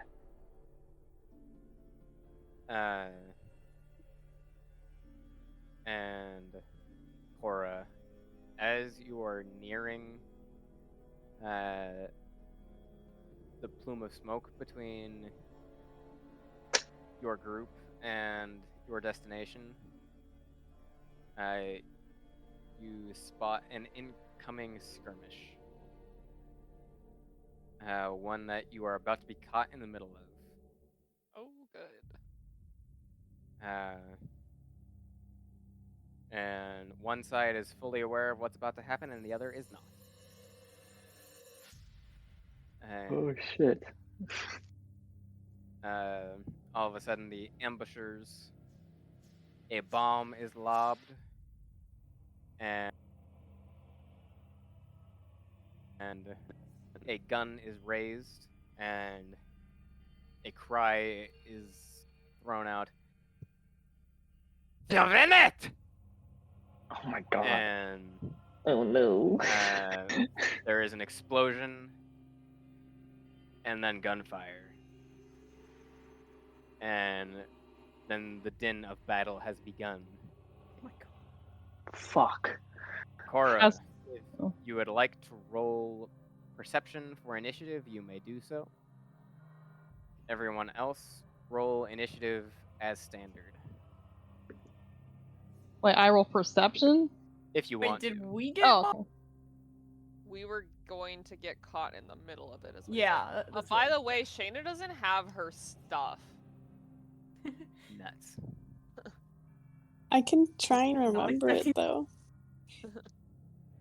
Ooh, Just- Rakta your not AC rolling is- good. Your AC is what, 23 or something like that? Yeah. I remember I don't remember any spells, but I can remember my base stuff.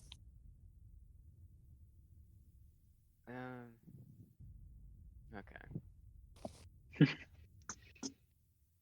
Write it down. On a receipt. Did you build your character from the player's handbook? Yes. Isn't As your opposed to can- isn't that what? D&D Beyond or no? With extra. Well, I mean, like- like most of So the rest like of I the can send like a list of spells. Well, I mean, you can look up spells, so it shouldn't be that bad. yeah, I can just tell you which spell I want to cast if I want to cast something.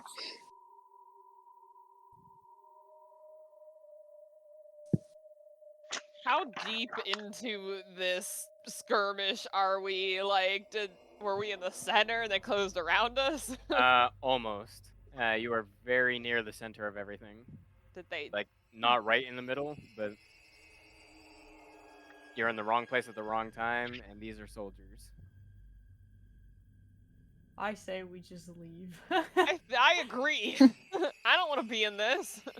Can I I'm gonna take the rod of rulership out and hold it for now.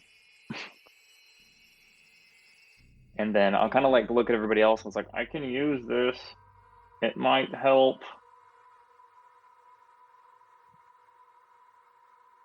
Oh, I can't remember. Does the Rod of Rulership, like, when it wears off, do they know? And not exactly. Okay. I feel like as soon as Cora, like, caught eye of the skirmish, like, about to happen, she, like, would have, like, grabbed the back of Aeron's robes and sort of, like, pulled him back and put an arm in front of him. Just to be like, hey, like, something's about to happen.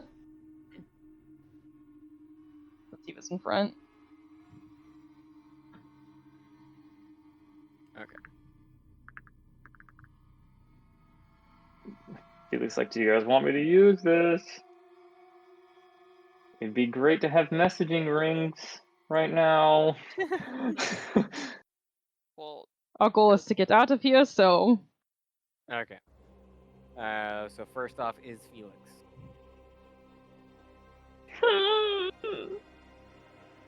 Oh. Do I have to lift it up? I have an 18. Sorry, I just did it. Do I have to lift up the rod of rulership to use it? Yes. Fuck. God damn it. What if you crouched and lifted it up? I think it has to be like visible. Yeah, it's That's only the people thing. that you can see, I believe. Yeah. Fuck. Do it. Yeah, I'll lift it up Okay. and click the button. And then yell probably as loud as I can. Ceasefire. Okay. Let me make about 7 rolls real quick. What is the DC? Oh shit. I haven't used this bad boy in a while. 1 second. like not very high. Yeah, there's 1 success with a natural 17, a natural 1, a natural 1, a natural 3, a natural Nice. 2, Nice. cocked. 14 plus 2 is 16. I think that succeeds. Where would I find it? I'll look it up on the Wasn't it internet. like a 14 or a 15? I think it was a It's 15. like kind of low. Yeah. Even so, that's 4 failures and 2 successes. And a meets beats. So DC 15. So, yeah. 3 successes and 4 failures. The one with the blunderbuss stops and drops the weapon. One with a supply of bombs stops. And bomb in his hand that was already lit continues to... The fuse continues to grow shorter. And Can I grab it with Mage Hand? what's the range on Mage Hand? My Mage Hand is 60 feet. 60 feet? Yes. You didn't have mage hand up. It's a cantrip. It's an action to use, though. Yeah, that's what I'm saying. Didn't you I use your will action use for 2 rod? sorcery points. To quicken it? Okay. Yeah. So There it's you a go. bonus See? action. Yeah. You quicken Mage Hand and grab the bomb. And I'll just yeet it into the air. God. In the air? It's gonna fall back down onto us. So Well, it's about to Yeah. blow up. make a strength check. How Without big a is hand. it? Is this like if it bombs in the air, then it like rubbles and then kills us all? It's not like a nuke or anything. Oh, good. It's not a nuke. He wasn't carrying a nuke in his hand. This bomb is probably like a 10, 15 foot. You said strength check? Yes. 12? No. So it just kind of takes it away from that one soldier and drops it back in the middle of everything, so that it might hit Motherfucker. everybody instead of nobody. No. No. Oh my god. Well, I can't do anything about that one. Okay, and now the soldiers begin to attack each other. And one, having seen Feliccs do what he did, believes him to be part of the attacking force, Fuck. and runs up and misses with the first attack. Misses even worse with the second. So yeah, stabs at Feliccs, and Feliccs just kind of nimbly moves out of the way and comes back around and slashes down, and Feliccs ducks and is well positioned for his next attack. The other one attacks the other soldiers. Cora. God damn it. Is it my turn or am I being attacked? Your turn. Wait, do I have higher dex than the lizard? Because we both got 18, right? I thought you had higher dex, but I might be wrong. I don't know. I think I have a 16. I have 15, so. The lizard. So we're in the street and these people just started fighting. Yes. Yeah. And there's a bomb in the middle of the ground. Has the bomb gone off yet? Not yet. What kind of damage would it do? Yours? Just on the fly, if I knew anything about explosives, what would it? I'm sure the lizard knows a few things. Yeah. Let's say make this a bonus action perception. I've seen Okay. enough grenades in the black market before. Accidentally going off. My friend sold these. It's a 19. 19? Okay, so this would deal about 3d6 fire damage with a d4 persistent bleeding damage from the fragments. Persistent bleeding damage. Oh god. Previous wound. Oh god. Is it close to me? Can I like jump on it? Oof. It's close enough you could. Or can I grab it and try and what, defuse it? Torta grabs it and eats it. Make a dexterity check -2. Hang on, let me think for a second. If you want to do that. Music's still going. Yeah, it's still going for me too. Oh. It's Oh, just it's a little just bit really quiet. quiet. But you missed the crescendo. Or maybe the crescendo already happened for you. Does it play at different times for people? No? It might. I don't know. Very quiet again. See, if I turn it Yeah. up too much, then it's like too loud. But then Yeah. the It's silent, probably just the like the smell. quiet parts are like, I can't hear it. Stand the quiet part out loud. Ahaha. It's a 16. 16? Okay. With, that was with a -2? Yeah. Okay. Okay. So, Pretty good. yeah. Jorta is able to leap and bound to the bomb and rip out the fuse. So the fuse continues to Oh. burn, but it is no longer in the bomb. Eat it. And that is Jorta's action and Jorta's movement Mm. and Jorta's bonus action. And my bonus action. I used everything. So soldiers will continue to go at each other.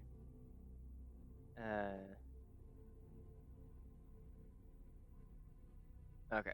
And so one soldier from the ambushing group swings and then stabs, and the opposing soldier barely makes it out of the way on the swing and then gets impaled on the stab. Kind of pretty much through the kidney. And let's roll us a d10 for that. That's not much damage. The dude survives. Just looks like he's hot. And so on. Eventually, the ambushing captain strides towards. He's mostly able to figure out that you guys aren't really a part of this, but he's not that interested in saying, no, don't hit them, as he's just focusing on attacking people he recognizes as his foes. Goes for the enemy leader, hits once and hits twice, and slays the captain of the troops being ambushed. And Aeron, anyone who speaks Venethred, Oh, that's me. I speak that too. is not trade, just regular Venethred. Would recognize that the ambushing captain yelled out Kiel Venet was for the Venethred. So this is a loyalist captain. Mhm. And he just killed someone who you would assume was not a loyalist captain. And threw their troops into disarray. Aeron. Cora. Yes, you are correct, Cora. Can I like hold my? Well, first question, like what is like the range of this like skirmish going on? Like since we're near the center, like how many steps would it take us to like get out? You would have to go through the thick of it for point A to point B. If you want to point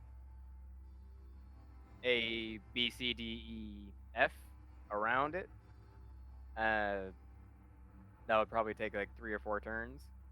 If you wanted to get right out of it, you would have to plunge straight through the center of it. Okay. Can I like have my sword out to like defend myself? I'm not gonna like try to hit anyone though. Can I hold my action to move with Aeron? Basically, the thought process here is that Cora's like, I want to protect the squishies. And since she's next to Aeron, she's like, I want to move with Aeron to like get him through the crowd. Is essentially her thought process. So hold your In this case, movement. you'd be able to hold either your movement or your action, so you'd be sacrificing your action to maintain your movement. What if you drug him? Drag him through the fray.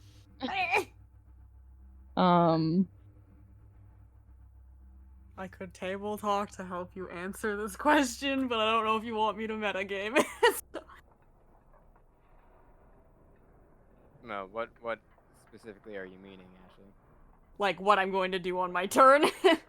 Like, could I say, like... Because technically, right, combat happens at the same time. So could I, like, make it known that I'm going to be using my action and move? Or...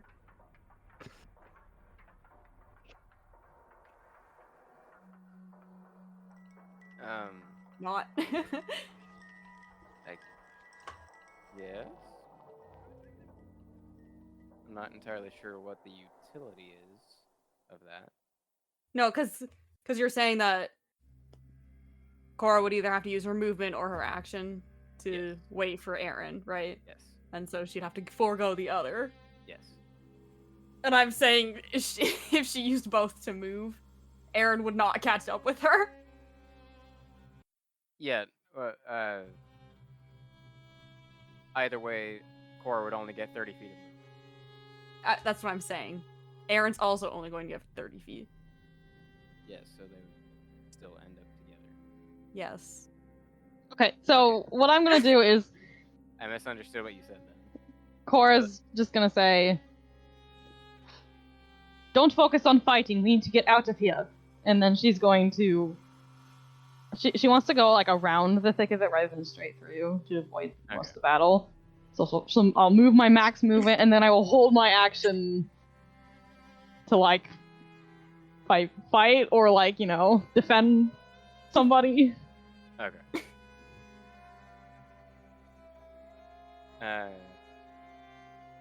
So now it's Aeron. Well, After okay, all that the was other opponents the are complete opposite of what I was trying to tell you to do. But whatever, Right. you can go off and do whatever you want. I'm gonna cast Spirit Guardians, and then I'm gonna go through the middle. Because I have protection within 30 feet of me. So, Alright. Aeron goes through the middle. Cora goes through I the cast edge. yeah, I cast Spirit Guardians. Affected creature's speed is halved in the area, so anyone who I want to be affected. Okay, What so do your that's- spirits look like? I will make them look like little bats. Cute! Little bats, little ghosts, little demons, little They're devil bats rattlers. today. Spooky season! Devil bats. And if it enters the area for the first time on their turn or starts its turn there, it must make a wisdom save. Okay. When Okay, so I've got confused and remembered that I have a Mystic Arcanum now. But so remind me again, how many feet is it to get out of what we're in the middle of? according to which path? If I just wanted to go straight through it. About 50 feet. Oh. That's nothing. Okay. Just the opportunity attacks. Or what if I just completely ignored those? I mean, that's reasonable. I understand. Because you would probably be strong enough to weather them anyway. These are just kind of See, the problem is I'm gonna hurt my friends if I do that, or I could just go by myself. I don't know what the plan is. I'm thinking. Sorry, I had to figure out where my Mystic Arcanum was. Because I homebrewed it. Just fucking blow them all to hell. Yeah, sure, whatever. I'll cast my Mystic Arcanum. Oh shit. So okay. this is my new spell. Basically what happens is Gwen looks around, she's like, why are we in the middle of this right now? And she's going to do a fancy little hand motion. And the vines and briars that you guys are used to seeing for skewering vines spring up from the ground. And they kind of like wrap around Gwen, not like embracing her, but sort of like in a protective, like a cage in our general vicinity. And let's see, the ground 10 feet radius, so in either direction around us, I'm assuming we're all standing next to each other, has briar. You're not standing next to us? Well, I'm not by you guys. We all moved. Oh. Yeah. Cora went the opposite direction. You're like going with Aeron right now. Wait, Cora went backwards? I'm on No, a I ball. went to go to the not. Cora to went the thick of it. around. You guys are going through. Okay. Well, no I one communicated that to me. Okay. I missed that because I was reading my stupid spell. Okay, I'm sorry. Where are people? Aeron is going straight through the middle. Cora is going around. You are third. Oh wait, Jorta. What's Jorta doing? Yeah, Felix why is is I'm Jorta- holding a George is bomb. holding the bomb. Oh, yeah. Jorta's in the middle. That's right. Is Felix standing next to us? Felix, Felix- You where'd and Felix go? are next to each other right now. Okay. Yeah, Felix, did Felix you didn't move? move. Oh, I didn't move. Did you want to move? Did you mean to? Or Felix probably would have just followed the rest of everybody else after seeing his what? bomb thing didn't I'm work. not gonna do this because I didn't realize everyone was spread out. I'm just gonna far step my way out of this, honestly. Yeah, that's what I thought you were gonna do. everyone was next to each other. Nope. So, nix that. I'm not gonna explain what it looks like. I'm gonna far step my way out of the combat. Let me scratch that out of my notes. Okay. So, yeah, Gwen cast a spell and is on the other side of the conflict. She's like sitting there being all like, she's thinking, and then she's like, wait, everybody ran away? I'm just gonna leave. So yeah, do the you soldiers. take Felix with you? I Oh, can't can do you that do on that? far step. No, that's thunder Oh. step. He can get out. He got flying boots. Yeah, I'll be Uh, fine. And the soldiers continue to fight amongst themselves. Another soldier is killed. One of the ambushed.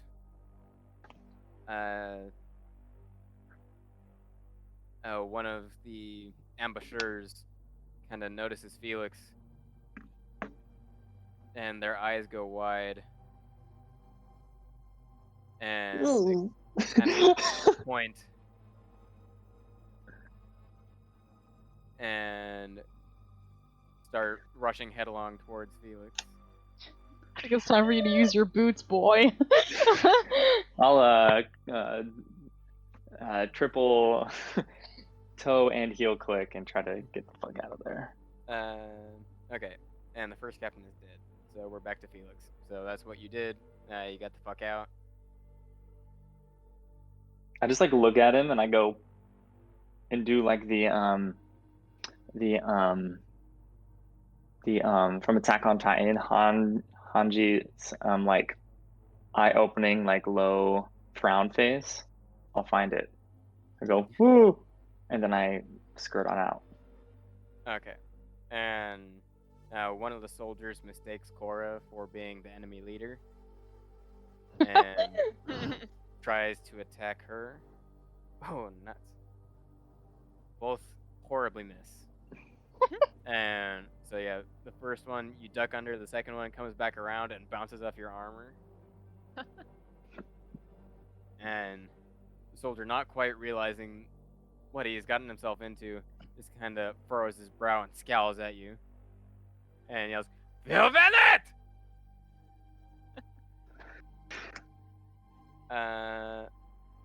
Jorta. Where am I with this bomb and fuse? You are standing upright, quite seriously in the middle of it all. Nice. You're just You a know. lizard, and everyone is like, wait, what? Nah. What? Chill. Have I sold knives to any of these people? I'm just gonna walk. Can I like? Is it easy to move through? Like, is no one paying attention to me then? Because I'm a small lizard there's- man. probably going to be some attacks of opportunity along the way. But your AC is so ridiculously high that I would imagine you're fairly confident that you'll be fine. Can I just sprint through the center of this with my shield up and like shove people out of my way? Shield bash! With your action, you can, or I think it's an action, right? The shield bash? Yeah. Yeah, you can use your action to shield bash one of them, and keep on going headlong Yeah. for the rest of the 30 feet out of the thick of it. Yeah.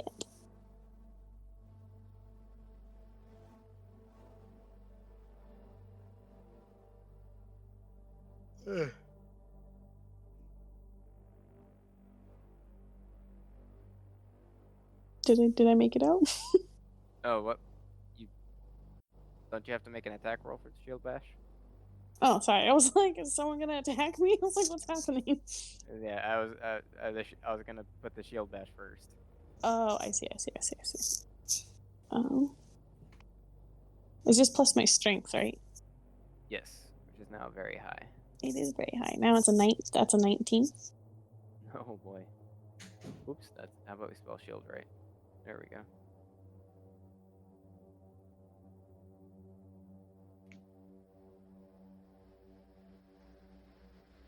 And if it works, I can either shove them or knock them prone, right? Yes, I'm trying to find the picture of the thing. Oh, I maybe want to shove them 10 feet away. Okay. Yeah, I can't find the picture, so that's fine. So yeah, you hit them, and shove them 10 feet away, and they kind of bounce off the shield and are kind of flat-footed and just trying to recover their balance, and just looking at you as you're just continuing to bound through the battlefield. Yeah, And, scared. yeah, Don't get through.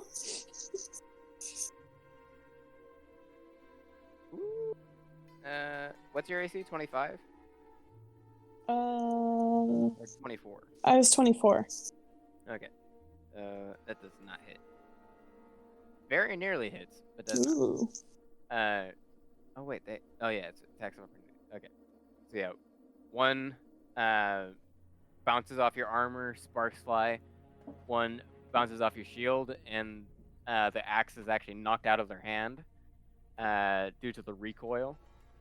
And a third almost catches along your neck and is Ooh. guarded by your gorget. And you continue to hustle through the melee. Cora. This guy is like so beneath Cora that like she isn't even going to bother with him. She's just gonna like keep moving on. Sort of like a diagonal, sort of going into the thick of it, and then I want to cast Misty Step to get the rest of the way. Okay. Into the thick of it. So let me roll an attack of opportunity. Natural 20. Rude. What the heck? On Ian, that's not nice. I know it wasn't. It was unexpected too. With this kind of pike-looking thing, it's 11 points of piercing damage on Cora. Okay. And as you continue to try to get out of everything, fighting! And for the three of you that speak Venethread, which is not Cora, right? She doesn't speak Venethread, no. Okay. He just called her a coward. Can Gwen yell from across the field? I wouldn't call her that. Back in Venethread.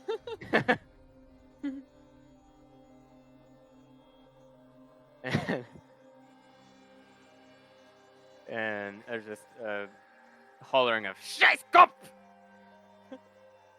And the fight continues.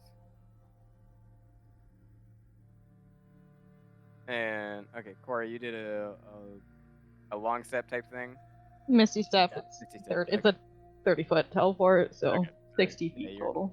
You're able to get the fuck out. Yeah. And these guys just keep on going and killing each other. The ambushing party very much has the upper hand. They're all being swamped by Aeron's spirit guardians. And so Hi. about 4 wisdom saves, fail, success, and fail. Let me grab my d8s.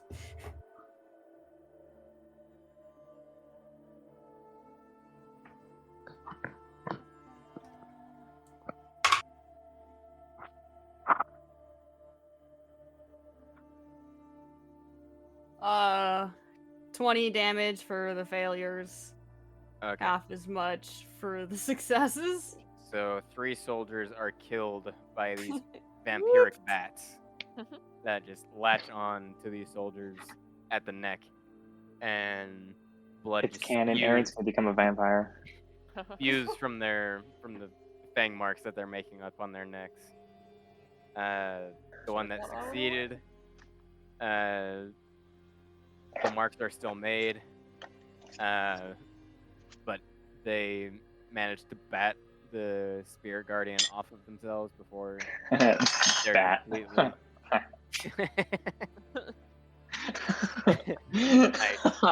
Boo. That was I good. can't- I don't know. I can't think of another word, so I'm gonna stick with it. Swat.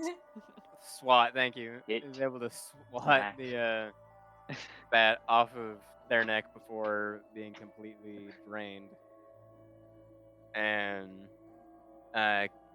continue with their limited movement to try and kill their enemies.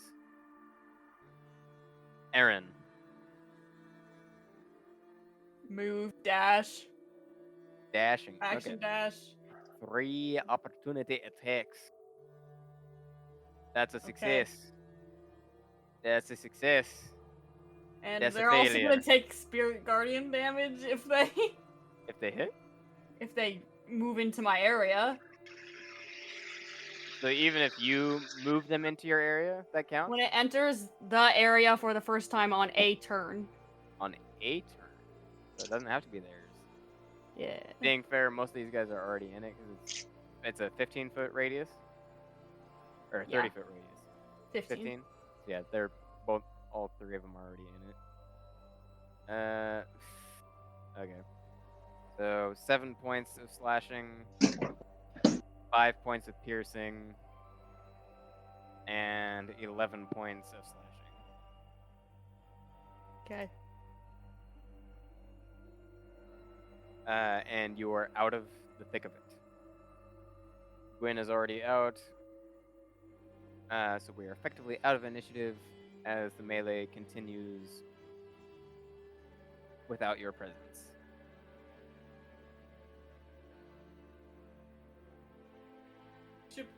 We should probably like keep moving so we can get away from this. Oh yeah, It's I like- assume that was Yeah, what yeah. you're doing. Yeah. Yeah, You're Felix is continuing- flying to the direction of where Aeron's house is. Yes, and there's no more combat, but you do get caught in the middle of 2 more processions, or not processions. That's a bit grand of a word. Altercation. Sort of, yeah. There's 2 groups, a messenger and their guards that you accidentally intercept, and they run through you, and there's almost an incident. But then between those of you who can communicate and invent a thread, and just their general need for brevity, the incident is avoided. That does happen twice. Once going north, the other going east. But in just a few minutes after the second incident, you do make it to Aeron's home, which How's that work? is a little damaged by smoke, and because there's a nearby building that has been demolished, so to speak. But and some damage has been done to nearby buildings. Luckily, the family home of the Lurics has been largely avoided.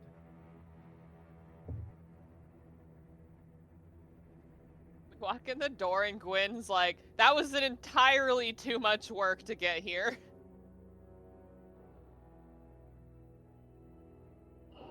Say that again.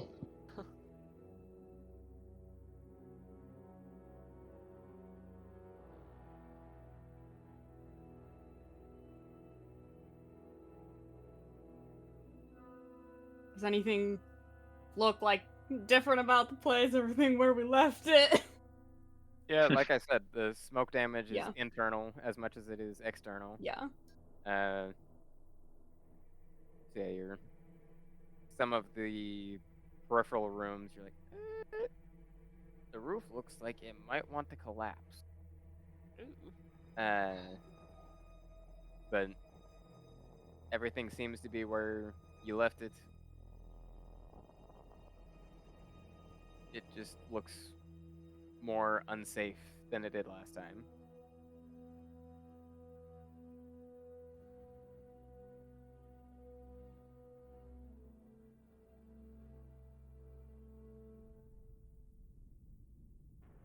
Yeah, and you said there was a family portrait in here, right? Yeah. That has been thoroughly damaged by the smoke, and your father's face and torso are no longer recognizable. Fitting. For now, yours and your mother's are still there. Bro, that has to be an omen, right? An omen for an already dead guy. No, it's a metaphor. Aeron kind of like walks up to the portrait and kind of like brushes it.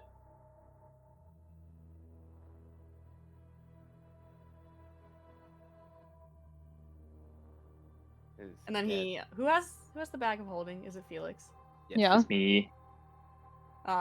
He looks over at Felix and he asks for the bag of holding. Flunk. Goes to you. Aeron's gonna take down the portrait and put it in the bag. So I assume you're taking it out of its frame and rolling it? Yeah. Okay. I mean, well, would a frame fit in the How big It's is like the bag of I- holding I- isn't wide enough. Yeah, I thought it was. Yeah, that's what I thought. pretty Yeah, I'll sizable. roll it. Yeah. Okay.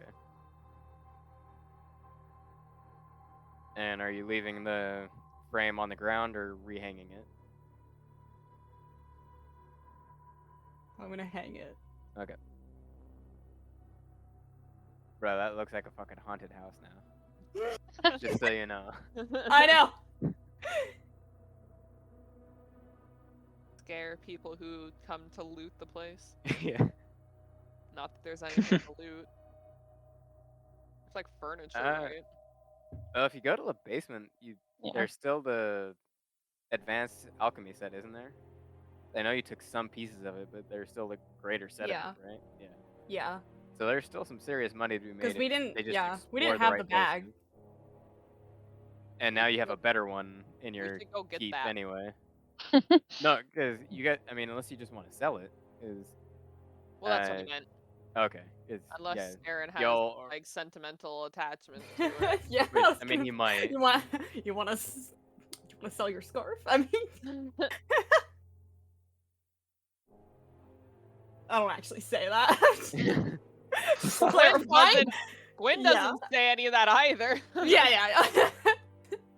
Okay, so the alchemy set is going in the bag. Yeah. Unless, do people like start talking when we get here? Or... I mean, I was gonna be like, what Yeah, the hell just go ahead. happened?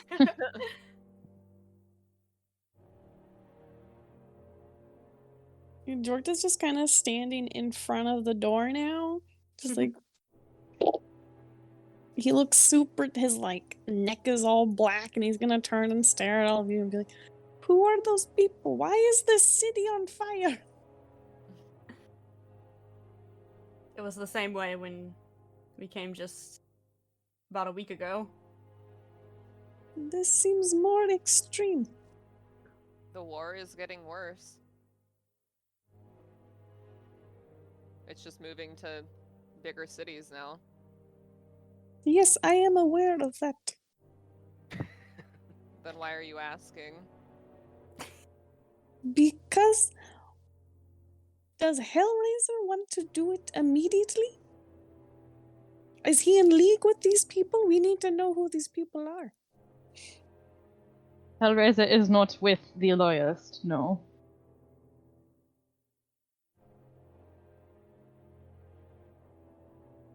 The loyalists were the ones who started the skirmish.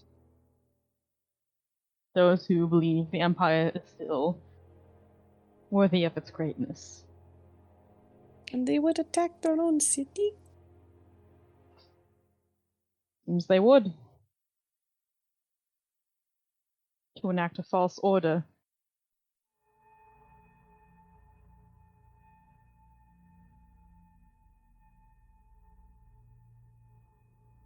I don't know about the rest of you, but I am highly inclined to take Hellraiser's offer.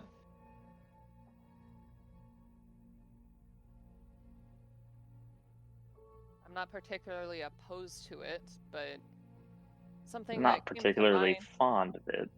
something that came to mind about his offer that I thought was better to bring it up to all of you instead of in front of him.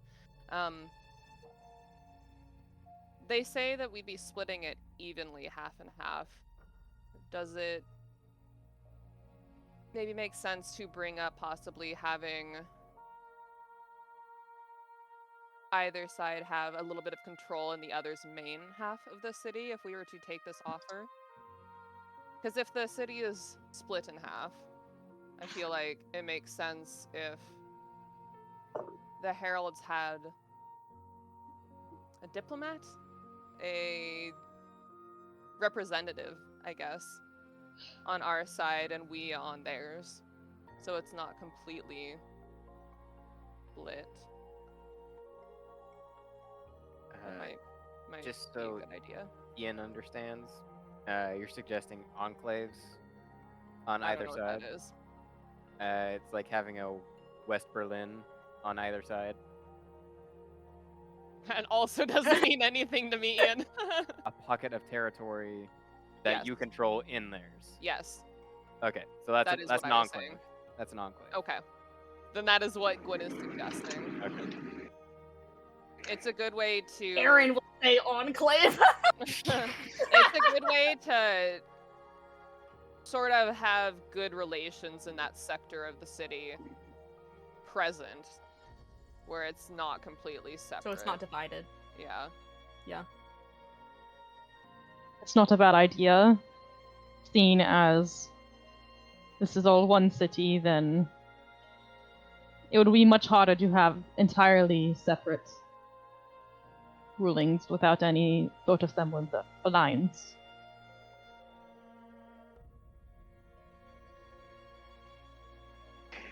Another issue is how would we enforce control over the city? There's only a handful of us. This seems like something much bigger than taking hold of an abandoned keep, you know? Well, we are still waiting to hear back from those I have reached out to. And I have expressed Alaktu's interest in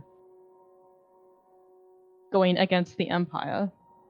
And taking over Kiel would be exactly that.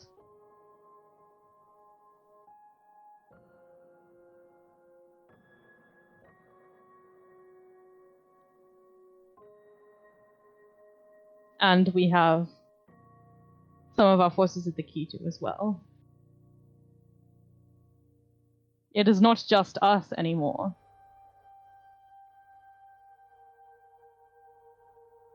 You have to take into consideration that they are living here. Yes. Their entire force appears on the surface to be here.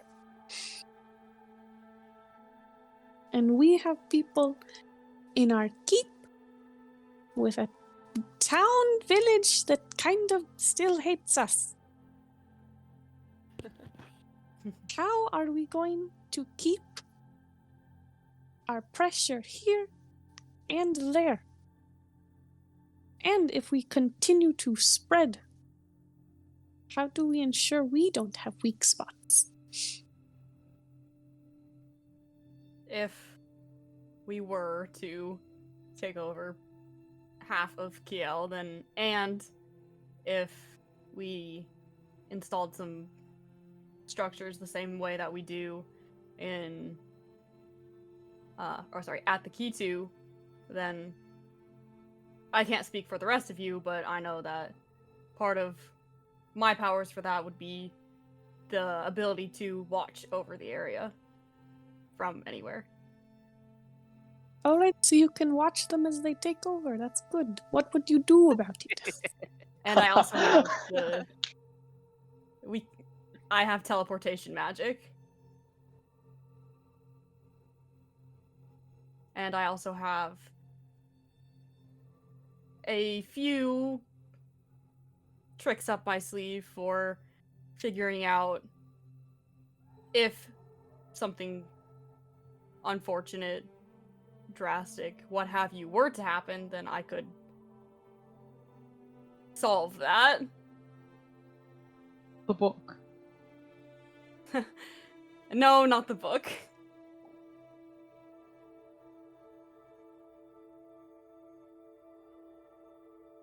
Part of it comes from, again, building a structure, but I also have picked up some spells. Ah.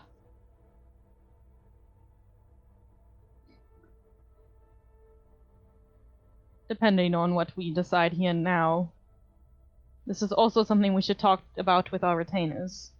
Because, again, it is not just us anymore.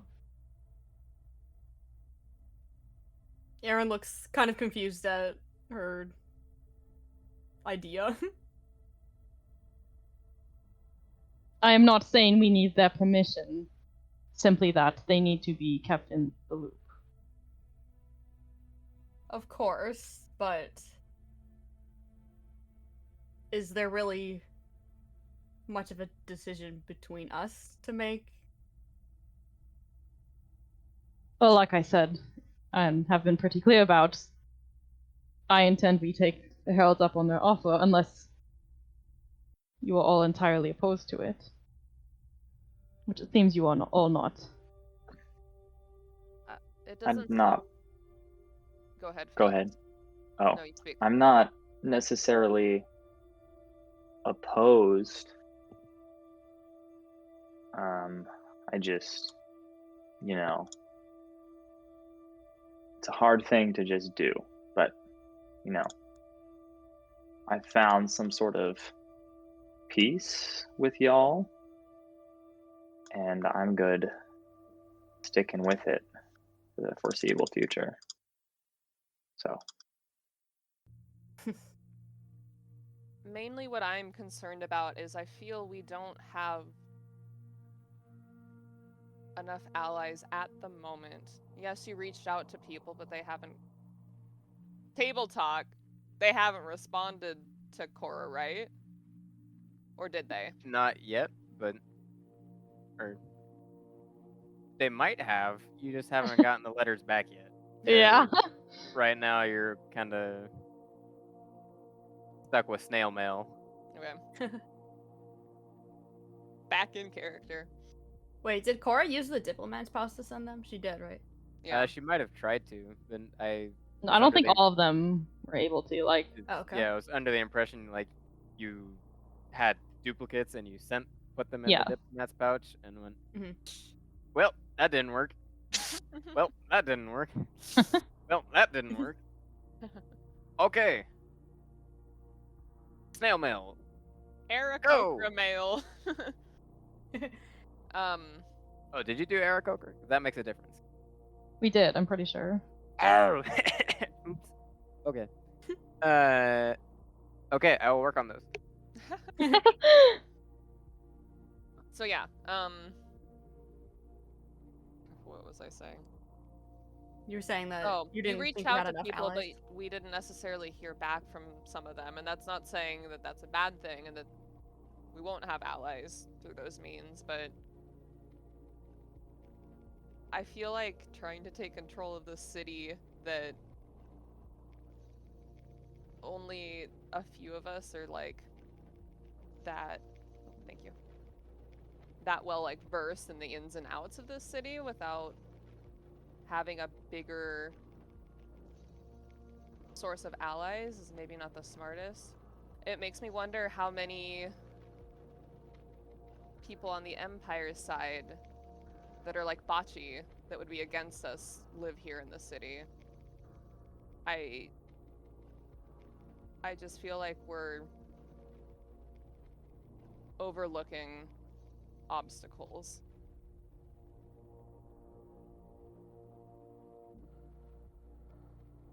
Aeron, looks at Feliccs and Gwyn and Jorta and Cora, but mostly the first two. Kiel is my home. Kiel is where I was born. Kiel is where I've known most of my life. Kiel is where I lost my parents. Kiel was my beginning. If we don't take up the Herald's offer, then I will do it myself. I will follow the Heralds in taking over Kiel.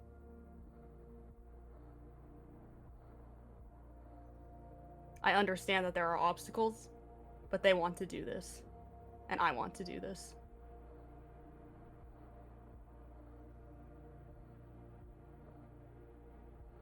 Then we do it. Again, I'm not opposed. I just want to make sure that we are all aware what it means by saying yes to them. That's precisely why we need to make a plan together.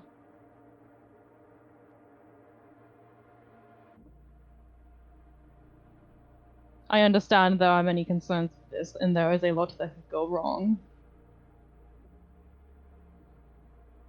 Taking over and reinstating order in a city full of distrust, chaos, it is certainly not an easy thing to do. But I believe that if we pool our resources together and we continue to strive for alliances and growing Alaktu itself, then I believe it is something that we can do. Truly.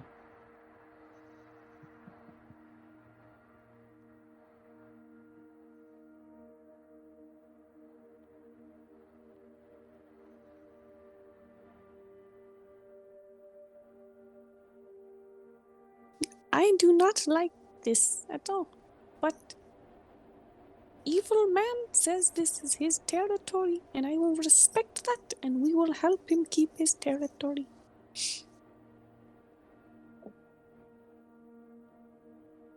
Is there a way that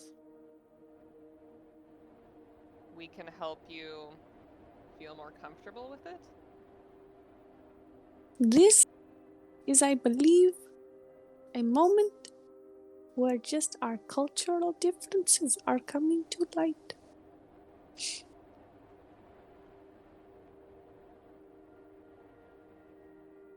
What do you mean? We could discuss with the Heralds about bringing forth some presence of the Forge in the city. Humor me with that. I am sure you mean nice. I do not need the Heralds to spread the Forge for me. No. I mean, as it lays, the eastern side of the city is where religion comes from, and that's where they would be. Forge They is would not be a taken. religion. Little man. Oh, now I'm a little man. I don't actually say that. Little evil man. And Gwen, the difference here is I don't care about cities and I don't care about kings. Where I come from, you have to keep moving, and to sit and stay in one spot, you are either blessed with bounty or you have just chosen to die. I do not care about this city. I do not care about the Empire. I do not care about your civilized cultures. I will take part in destroying the weak links, but I do not like this new role that is being forced upon.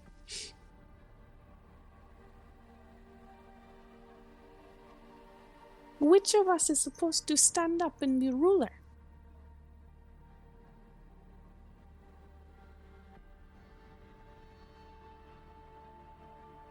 We Is rule it to be together. you? Rule together. That has always been the intention of Alaktu as we currently see it. Rule together. I understand that we are all different people, and I am the leader of this group. But we do still make our decisions together. So you wish to take over the Empire? Not necessarily. You wish it to be gone, yes? I wish for the Empire to have what is rightfully owed to them. Which in your eyes is death. Defeat? Submission? Or dissolution. Or maybe all three. And what would you have rise in its place? I do not mean to belittle you. I just need you all to know that when a great power crumbles from another great power,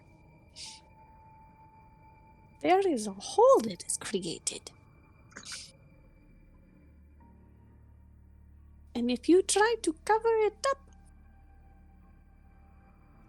what is created is worse than what was before. Are you ready to stand up and become who I think you are supposed to be? He's like trying to stand on his tiptoes to look Cora in the eye, but he can't because he's too short.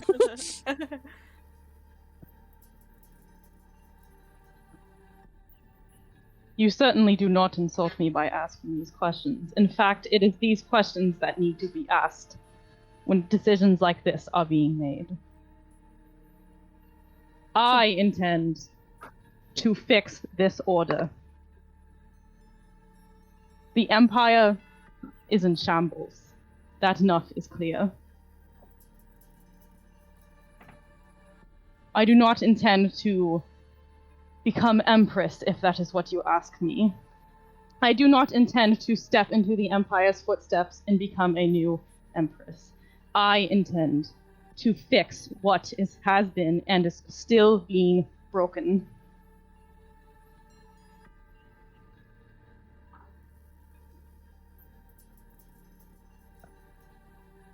Are we to be educators instead of murderers?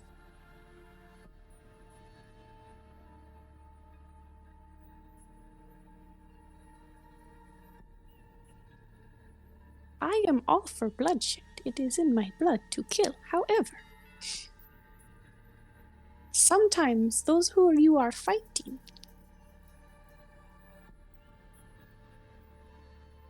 don't realize that what they stand for is gone. I agree. In fact, I always kill with purpose. So if we can educate before it comes to that violence, then that is what I would like. But if those who learn still intend to fight me, then they will be brought down by my blade. As it should be. Yes.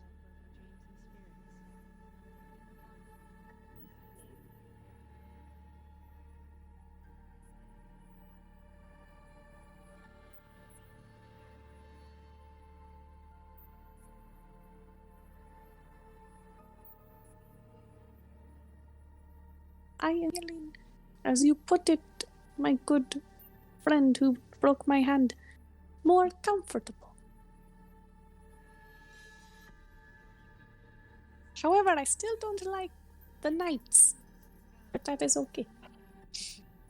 Oh, believe me, I do not entirely trust them either. They all have fire and they don't deserve it. Something that you asked Hellraiser when we were back in his manor, his home. You asked what was after Kiel. That was an interesting point that he brought up. He said that we would go to the north and they would go to the south. I always like that.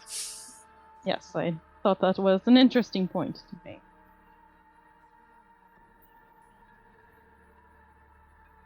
There is much more land to the south. It is my people to the south. Yes. Does Jorta remember? Not in the Heartlands, Yeah. though. Yes. I was trying to remember as I was saying. Yeah. You understood what he meant was stopping at the dinner at Gallops. Yeah. I relay that. I still don't. I keep forgetting the names of everything. Yeah, it would be a relatively equal amount of territory. They can't expand east because that's the forest. Basically the same for you, but you have a bit more going west than they do. And And the north we is the have water. Ville's home in the north.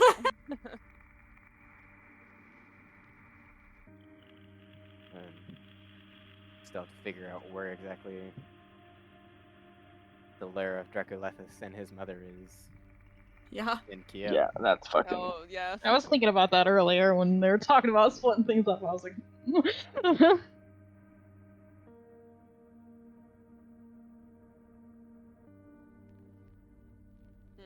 Gwen was also going to mention to Jorta, Yeah. just because we would be staying in the city for a while does not mean this is the spot where we stop and stay. You said that staying still was death. Or a bounty. He's not always deaf, but I don't think any of us, well, except for maybe Aeron, seeing as he said as much earlier. Kiel is not where I wish to live the rest of my life by any means, but I guess it could be a home base for us for now.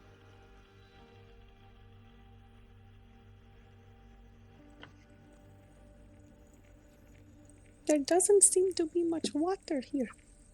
But I do not wish to live permanently in Kiel. I speak figuratively. Could you repeat what you just said, Nicole? Gwyn said, I do not wish to stay in Kiel permanently. I am pleased with that.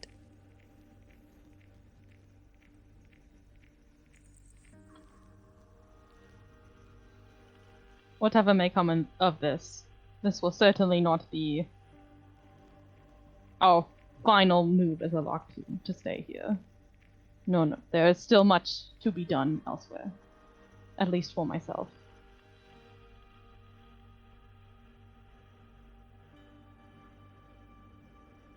And I think there is where we will close and continue negotiations next week or the week after. I don't quite recall.